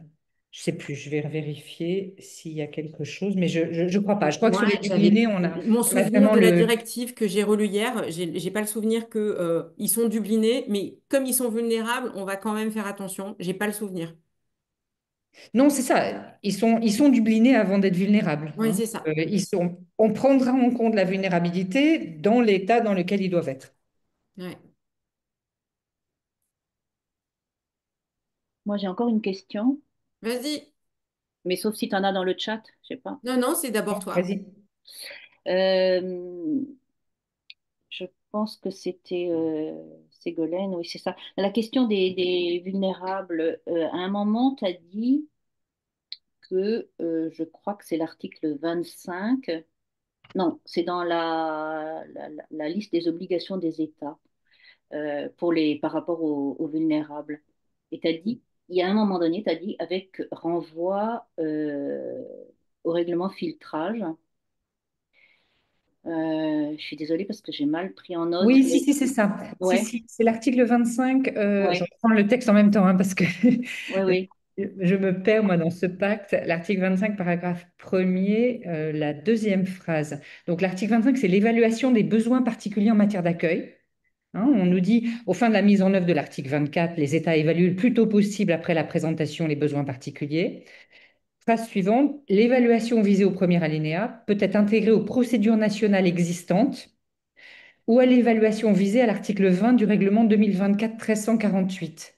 Alors là, Marie-Laure, faut Mm, que tu m'aides. Le 1348, c'est le filtrage, hein, c'est bien celui-là. Oui. Oui, c'est ça. Hein. Autrement dit, moi, ce que j'ai compris, si je ne me mm, trompe pas, c'est qu'on pourrait se servir des éléments du fameux screening, hein, de l'évaluation de la vulnérabilité qui aura été réalisé en phase 1 à la frontière lors du filtrage. C'est ça mon d'accord. inquiétude en réalité, C'est c'est bizarre qu'il qu'avec cette renvoie là parce que, disposition, on se ouais, contente finalement de reprendre, tu sais, on aura mis dans le formulaire une série d'éléments sur ouais, les vulnérabilités et qu'on se contente au fond de faire un copier-coller de ce qui aura été fait lors de la phase du filtrage. Il y a d'accord. un Or, obstacle? Tu ne l'es pas or comme cette ça? phase-là, si je me souviens bien, la vulnérabilité, elle est examinée elle est évaluée de façon très sommaire puisque c'est Oui. un examen préalable de vulnérabilité. Préliminaire. Ouais. C'est C'est vraiment ça. le Préliminaire, Alors, ouais, preliminary check. tu as raison. Peut-être ouais, que, au fond, la logique, ce serait que ce soit un examen complémentaire qui ne ouais. redémarre peut-être pas complètement à zéro et Ça, qui je me demandais si, compte sur ce ouais, qui aura été fait préalablement lors de la phase du ouais, filtrage. Voilà, maintenant, je suis comme ouais, tout le monde ici, j'attends de voir comment concrètement ça va être réalisé, puisqu'on sait très bien que eh bien, ça va être sommaire dans le cadre du délai très court du filtrage.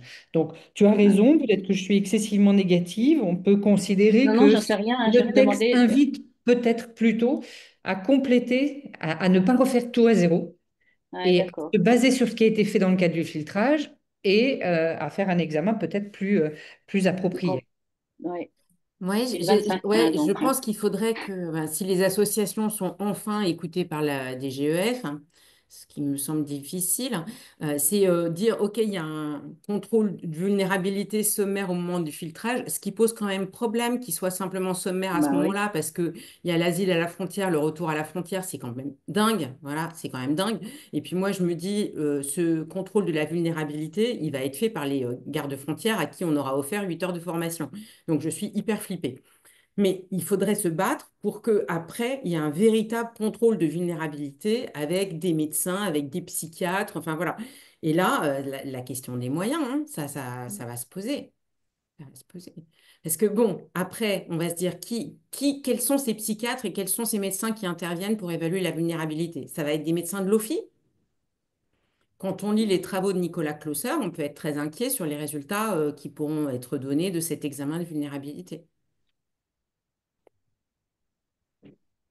et d'ailleurs, du coup, j'ai encore une question, mais alors qui est complètement en amont de tout ça. Est-ce que j'ai bien compris? Cette directive accueil, elle s'applique à la procédure asile à la frontière?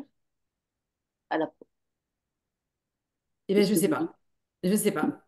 Parce que la directive nous dit j'applique sur le territoire. Ouais. Sur les trucs à la frontière, on nous dit ah, mais c'est pas le territoire. Ah si, Et puis procédure à la ces frontière, instruments c'est nous le disent on territoire. applique la directive accueil. Donc moi, je ne sais pas comment ça va être interprété. Parce que pour moi, c'est complètement contradictoire. Procédure asile à la frontière, c'est quand même sur le territoire. Ils ont passé le cap de. Non, non, ils sont dans la fiction de non-entrée, hein. Ah oui, c'est vrai, ils sont encore dans la fiction de non-entrée. Ouais. Donc Ouais. moi, je sais pas. Moi, je sais Mm. pas. Ils sont, je sais pas. Ça va être le juge qui va décider, hein. Mais Oh, mais ça, c'est fou, ça, de ne pas savoir. Il accueille. Parce qu'il y a des renvois quand même à la directive accueil dans la oui, alors partie. est-ce que alors moi je serais la cour, Ils je disent dans dirais, les puisque conditions le prévues. règlement filtrage renvoie à la directive accueil, ça veut Ouais, dire que même si la directive accueil dit qu'elle n'intervient que sur le territoire pour les ouais. personnes qui sont autorisées à rester sur le territoire, la directive accueil s'applique quand même. Mm. Voilà. Moi je pense que le juge devrait décider ça. Mais moi je vois très bien le ministère de l'Intérieur expliquer, justifier, argumenter l'inverse en disant non, c'est marqué que ça s'applique uniquement aux individus qui sont autorisés à rester sur le territoire. Ces individus qui sont dans les zones, dans les fictions de Mm. non-entrée ne sont pas autorisés à rentrer sur le territoire, donc encore moins à rester sur le territoire. Donc, les conditions matérielles d'accueil ne s'appliquent pas. Mais voilà, je pense qu'il va y avoir battle. Oui, mais au-delà des conditions matérielles, sur les conditions d'accueil, ce qui brouille les choses, c'est que c'est la directive conditions d'accueil, tu l'as bien dit Marie-Laure tout à l'heure, qui organise le régime de placement en rétention des personnes qui sont en asile à la frontière, puisque c'est pas Mhm. le règlement de procédure. Quand on regarde le règlement de procédure, il n'y a pas la référence à la rétention. En fait, c'est quand on lit la directive conditions d'accueil qu'on comprend qu'il y aura rétention. Oui, Donc, ça va brouiller, hein, même pour un juge, ça va être compliqué de déterminer les choses, parce ouais, qu'on a des signaux contradictoires quand on prend les deux textes ensemble. ouais, exactement. Lilou, Charlotte, vous avez allumé vos caméras. Auriez-vous des questions? Lilou, Oui, merci beaucoup. Merci pour le séminaire qui a été très vous pouvez vous intéressant. présenter? Oui, bonjour, je suis doctorante à l'Université de Bordeaux et je fais une thèse sur les conditions matérielles d'accueil. Ah ben D'accord, alors, ok. si on avait su, on vous aurait fait parler. Si vous Oui, avez des idées aux questions auxquelles on a essayé de répondre sans être clair, on est tout à fait preneur d'interprétation, hein, de vos lectures. Alors, j'avais pas beaucoup d'idées, non, juste sur le terme adéquat, je pense que ça ne va rien changer. Et sur l'accès au marché du travail non plus, en tout cas en France, puisque déjà on se conformait pas à ce qu'il y avait avant et je pense que ça ne va pas évoluer. J'ai fait un stage au ministère de l'Intérieur l'année dernière, donc on avait déjà un peu travaillé sur la transposition et effectivement il n'y aura probablement pas de changement sur le marché du travail en tout cas sans trop en divulguer non plus. Mais j'avais une question plus générale sur les conditions matérielles d'accueil.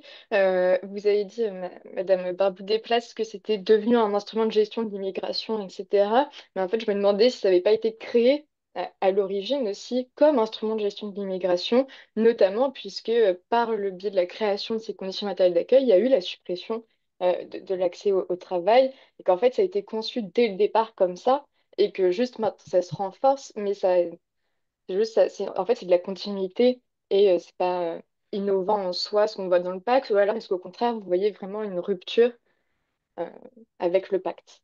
Non, non, c'est une remarque très, très juste. C'est vrai que vous avez raison, tout à fait raison de le lier à la question de l'accès au travail. On sait bien que les approches sont très différentes selon les États membres. Et c'était encore plus le cas quand le Royaume-Uni était un État membre. Donc, vous avez tout à fait raison. Les conditions d'accueil sont probablement depuis l'origine, depuis le premier texte, un élément de gestion de la migration. Euh, je ne vois pas de rupture, mais je vois une accélération ou une densification parce que quand même, c'est sur la question du retrait que je trouve ça vraiment très frappant. C'est vraiment maintenant, on utilise le retrait comme menace. Tu as un risque de fuite, et Marie-Laure a dit à quel point le risque de fuite est défini de façon très extensive. Tu es un possible risque pour l'ordre public. Le comportement n'est pas complètement approprié parce qu'il n'y a pas une coopération. Et à ce moment-là, il y a la menace permanente Hmm. du retrait des conditions d'accueil. Donc, je suis assez d'accord avec vous. Il y a rien de nouveau dans la logique, mais vraiment, elle est utilisée maintenant de manière systématique avec cette menace permanente du retrait ou de la limitation, retrait ou limitation. Mais Marie-Laure l'a redit, de toute façon, même les conditions actuelles sont quand même pas mirobolantes. Donc, même une limitation, de toute façon, ça aura un impact majeur sur la réalité physique, mentale et sociale de la personne. Merci. Charlotte? Oui, bonjour. Merci beaucoup pour votre intervention. Du coup, moi, je suis juriste au Centre Appui Ressources de France Terre d'Asile. D'accord? Donc, j'accompagne en fait des professionnels qui accompagnent des personnes bénéficiaires d'une protection. Moi, j'avais une question peut-être juste très, très concrète. Quelle est la différence entre, vous dites, les indemnités journalières et l'allocation de demandeur d'asile? Est-ce que du coup c'est la même chose ou c'est deux choses complètement différentes? Marie-Laure, c'était en référence peut-être à la discussion que tu avais avec Didier En Lesky. fait, Il y a Oui, en euh, français le terme européen. Je te laisse répondre. ouais, ouais, ouais. En fait, l'ADA, c'est ce montant qui est accordé à chaque demandeur d'asile qui est calculé en fonction du nombre de personnes à charge. Bon, voilà, oui, c'est, euh, c'est le montant journalier offert. Mais maintenant qu'on nous dit, il faut garantir un niveau de vie adéquat. C'est-à-dire que si on supprime ces conditions matérielles d'accueil, il faut qu'on assure un minimum quand même. Et c'est là où intervient cette notion d'allocation journalière. C'est ce d'accord, strict minimum pour éviter le dénuement extrême. C'est ce truc-là qui serait entre 1,71 € et 2,13 € là. Voilà. Et d'accord. donc, voilà, on risque, ça va poser des problèmes à l'OFII de calcul, hein, de savoir, bah, celui-là, finalement, il a le droit à l'ADA, celui-ci, il aura que le minimum, et il va falloir gérer tout ça. L'idée étant, à mon avis, de, si possible, mettre tout le monde au minimum, parce que l'objectif, c'est de faire des restrictions budgétaires. Enfin, on voit Mais bien parce avec... que oui, aujourd'hui en fait c'est soit on a accès à l'ADA, soit l'OFI coupe l'allocation parce que par exemple on leur a proposé un hébergement quelque part au fin fond de la France et que les personnes a refusé, donc on coupe et donc il n'y aura pas d'allocation. Mais du coup là en l'occurrence pour ce type Il de faudra situation, leur assurer le ouais, minimum pour éviter le dénuement extrême. Donc, donc ça il y aurait embête cette beaucoup indemnité. l'OFII. Ça embête Ouais. l'OFII. Ok, Voilà. donc ça, ce serait peut-être comme un progrès quelque part. Enfin, je sais pas, moi, entre 1 et 2 € par jour, enfin, je trouve ça vraiment tellement honteux que ouais. Hmm. J'ai du mal à voir que l'OFII ait une démarche proactive en vue de la meilleure intégration des individus. J'espère qu'il n'y a Hmm. personne de l'OFII ici. Euh, et j'ai plutôt l'impression que dès qu'ils le peuvent, ils coupent. Voilà, et qu'il y a Hmm. vraiment une Oui, volonté de supprimer le plus rapidement possible. Et puis, même lorsqu'on sait que l'allocation de demandeurs d'asile n'a pas été versée. Moi, j'ai eu des échos hein, sur le fait que dans certaines préfectures, ils sont en retard. Voilà, et oui. il faut payer les arriérés. Comme ils n'ont pas assez de budget, ils tirent au sort les personnes qui vont avoir les arriérés. Enfin, c'est complètement, mais juste délirant quand même. Voilà, je suis très en colère. Mais vous Écoute, connaissez mieux le terrain que nous. Moi, je suis une simple universitaire qui travaille sur des textes, hein. Je ne suis pas au contact des gens qui sont au contact des ressortissants de pays tiers en demande de protection. Je me permets merci. de Oui, juste préciser. En fait, l'idée, je pense que que ça correspondrait au pécule additionnel pour les personnes qui ne sont pas hébergées. En fait, la part ADA de base, elle, serait supprimée, mais pas le pécule qui, en fait, va pour les personnes qui ne sont pas hébergées. ok, Merci Lilou pour la merci. précision. Y a-t-il d'autres questions? Moi, je me posais juste aussi des questions par rapport à la rétention. Donc, vous avez dit qu'effectivement, le simple fait de s'assurer des fondements de la demande d'asile pouvait justifier d'un placement en rétention. C'est bien ça? Oui, Et donc on se verrait du coup voir peut-être du coup plus de personnes en rétention en demande d'asile, là où, euh, là où aujourd'hui on a principalement des personnes qui sont en situation irrégulière, alors qu'un demandeur d'asile ne l'est pas en ouais. situation irrégulière. Euh, Vous pensez que du coup ça va être vraiment, en réalité, on va retrouver du coup aussi des personnes en demande d'asile dans les centres de rétention, enfin Ah non, effectivement en réalité. en fait, je ne sais pas trop parce que ce motif, il existe déjà dans le texte en vigueur actuellement, hein. Il n'est pas Mhm. nouveau. Mais ce qui m'inquiète, hein, c'est le contexte général dans lequel va être mis en œuvre le pacte avec des gouvernements, alors par exemple en France, qui ne sont pas particulièrement refugee friendly. Voilà. Et donc, cette idée de priver de liberté me semble se répandre et se s'accoutumer en fait au milieu des responsables politiques et dans la population. Et je me dis qu'il y a un risque d'avoir une privation de liberté, y compris des demandeurs d'asile. Voilà. Alors après, la question se pose, mais concrètement, comment ils vont le faire? Alors, Ouais. ben, on a déjà des éléments, hein. On nous annonce la création de nouveaux centres de rétention. Est-ce qu'il y aura des centres de rétention pour personnes en instance d'éloignement et des centres de rétention pour demandeurs d'asile? Je ne sais pas. Mais enfin, il faut être préparé à ce genre de potentialité et ce genre d'idées de la part du ministère de l'Intérieur. Ouais. Et puis je trouve ça très surprenant parce que, enfin, qui doit juger du fondement de la demande d'asile? Bah, les agents de protection de l'OFPRA. Oui, Là, en je sais bien. l'occurrence, du coup, si c'est un motif de placement, du coup, quels sont les agents qui vont se prendre de cette question? C'est quand même, je trouve ça très étonnant. Mais par exemple, c'est bien la préfecture qui va décider si une demande de protection va être examinée en procédure accélérée ou en procédure normale. Hmm. Et quand on sait en fait les éléments sur lesquels se fonde le choix entre normal ou accéléré, en fait, généralement, c'est des points qui relèvent du fond de la demande et qui devraient être évalués par un officier de protection.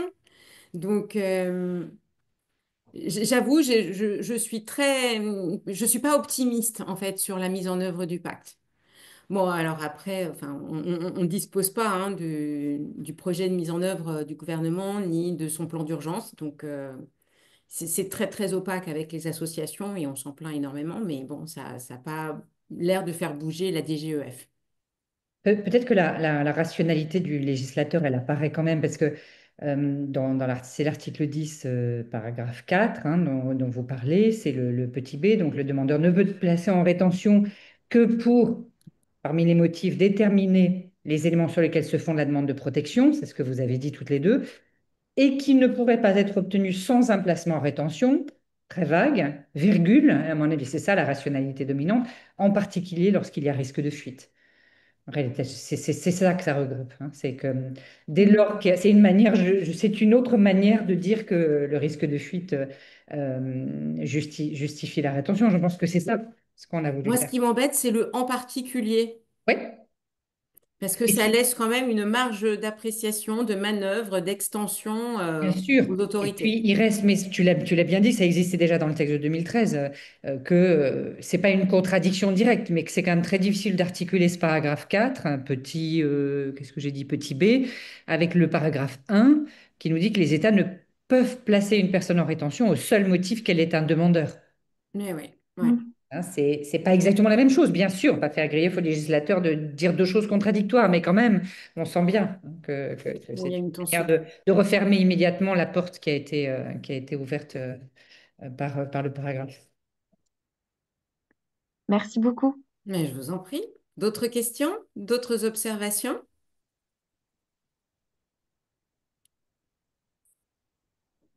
Eh ben, on va s'arrêter alors. On va conclure. Sylvain, c'était une question? Non?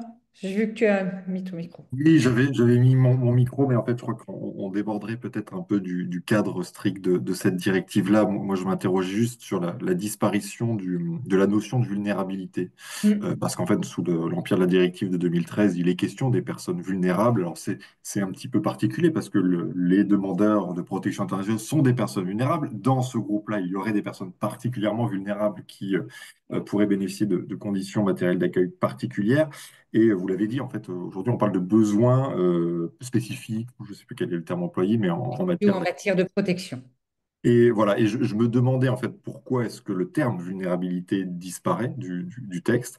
Et je me demande si c'est pas parce que la notion de vulnérabilité, elle est parfois employée dans des décisions de protection, soit par des officiers de protection, soit par le juge de l'asile, comme finalement justifiant l'octroi, mais plutôt d'une protection subsidiaire. Sur le fondement des traitements inhumains et dégradants, la vulnérabilité, c'est un critère qui peut être pris en compte, et sur le fondement aussi des conflits armés. En cas de violence de basse intensité dans une région, alors il faut une individualisation. En fait, les critères de vulnérabilité permettent d'individualiser un individu dans le cadre d'un conflit armé. Et je me demande si la disparition du terme de vulnérabilité dans la nouvelle directive n'est pas en fait une manière, quelque part, d'avoir une forme de vulnérabilité à deux vitesses, de demandeurs qui auraient des besoins particuliers du fait de leur situation dans leurs conditions d'accueil, mais dont ils ne pourraient pas se servir en fait pour justifier d'une vulnérabilité dans le cadre de leur demande de protection. Je ne sais pas si vous suivez Oui, oui, oui, le tout à fait. raisonnement. Et en fait, je me demande si c'est pas, enfin, si vous avez une idée du pourquoi on a fait disparaître ce terme de vulnérabilité et si cette hypothèse-là ne serait pas la bonne, en fin de compte, pour dire, bah, pour éviter finalement de faire un lien entre les conditions matérielles d'accueil fondées sur une vulnérabilité et la justification d'une vulnérabilité qui permettrait d'octroyer une protection subsidiaire. Enfin, en fait, pour poser la question plus basiquement, pourquoi est-ce que le terme de vulnérabilité, selon vous, disparaît du texte de la directive? Moi, j'ai aucune réponse, hein. C'est une question que je me pose, je me suis posée en lisant, parce que j'imagine, j'ai pas vu dans les... Ah, Lilou, Lilou a peut-être une réponse. réponse. Alors, je Ah, vais donner à Lilou la réponse. Ça va m'aider parce que je la connais pas. Lilou, est-ce que Top. vous la connaissez, vous? Oui, merci. Alors, en fait, c'est que dans la directive de 2013, c'était déjà une approche par les besoins particuliers. La vulnérabilité pour les conditions matérielles d'accueil ne valait que si les personnes vulnérables avaient des besoins particuliers. Donc, en fait, là, ça change rien, puisque par ailleurs, dans un règlement plus large, et donc pour les demandeurs d'asile, dans la procédure, etc., ça reste vulnérabilité. Le mot est juste supprimé dans cette directive accueil, puisqu'en fait, c'était déjà une approche par les besoins particuliers. Et en fait, ça va rien changer sur la mise en œuvre de ces besoins particuliers ou pas.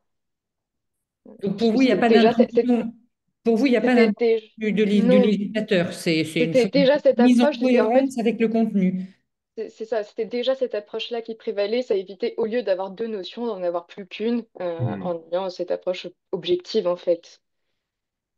Moi, j'ai quand même j'ai quand même, je sais pas, mon instinct me dit que les États membres n'étaient guère conquis par l'idée que tout demandeur d'asile était une personne vulnérable et que supprimer la référence à la vulnérabilité et se concentrer uniquement sur les besoins spécifiques en faisant une liste bien exhaustive, Oui, ou pratiquement bien exhaustive, des oui. personnes considérées, ça permettait d'évacuer la vulnérabilité, l'air de dire les demandeurs d'asile ne sont pas vulnérables per se. Moi, j'évacuerais pas cette interprétation d'emblée.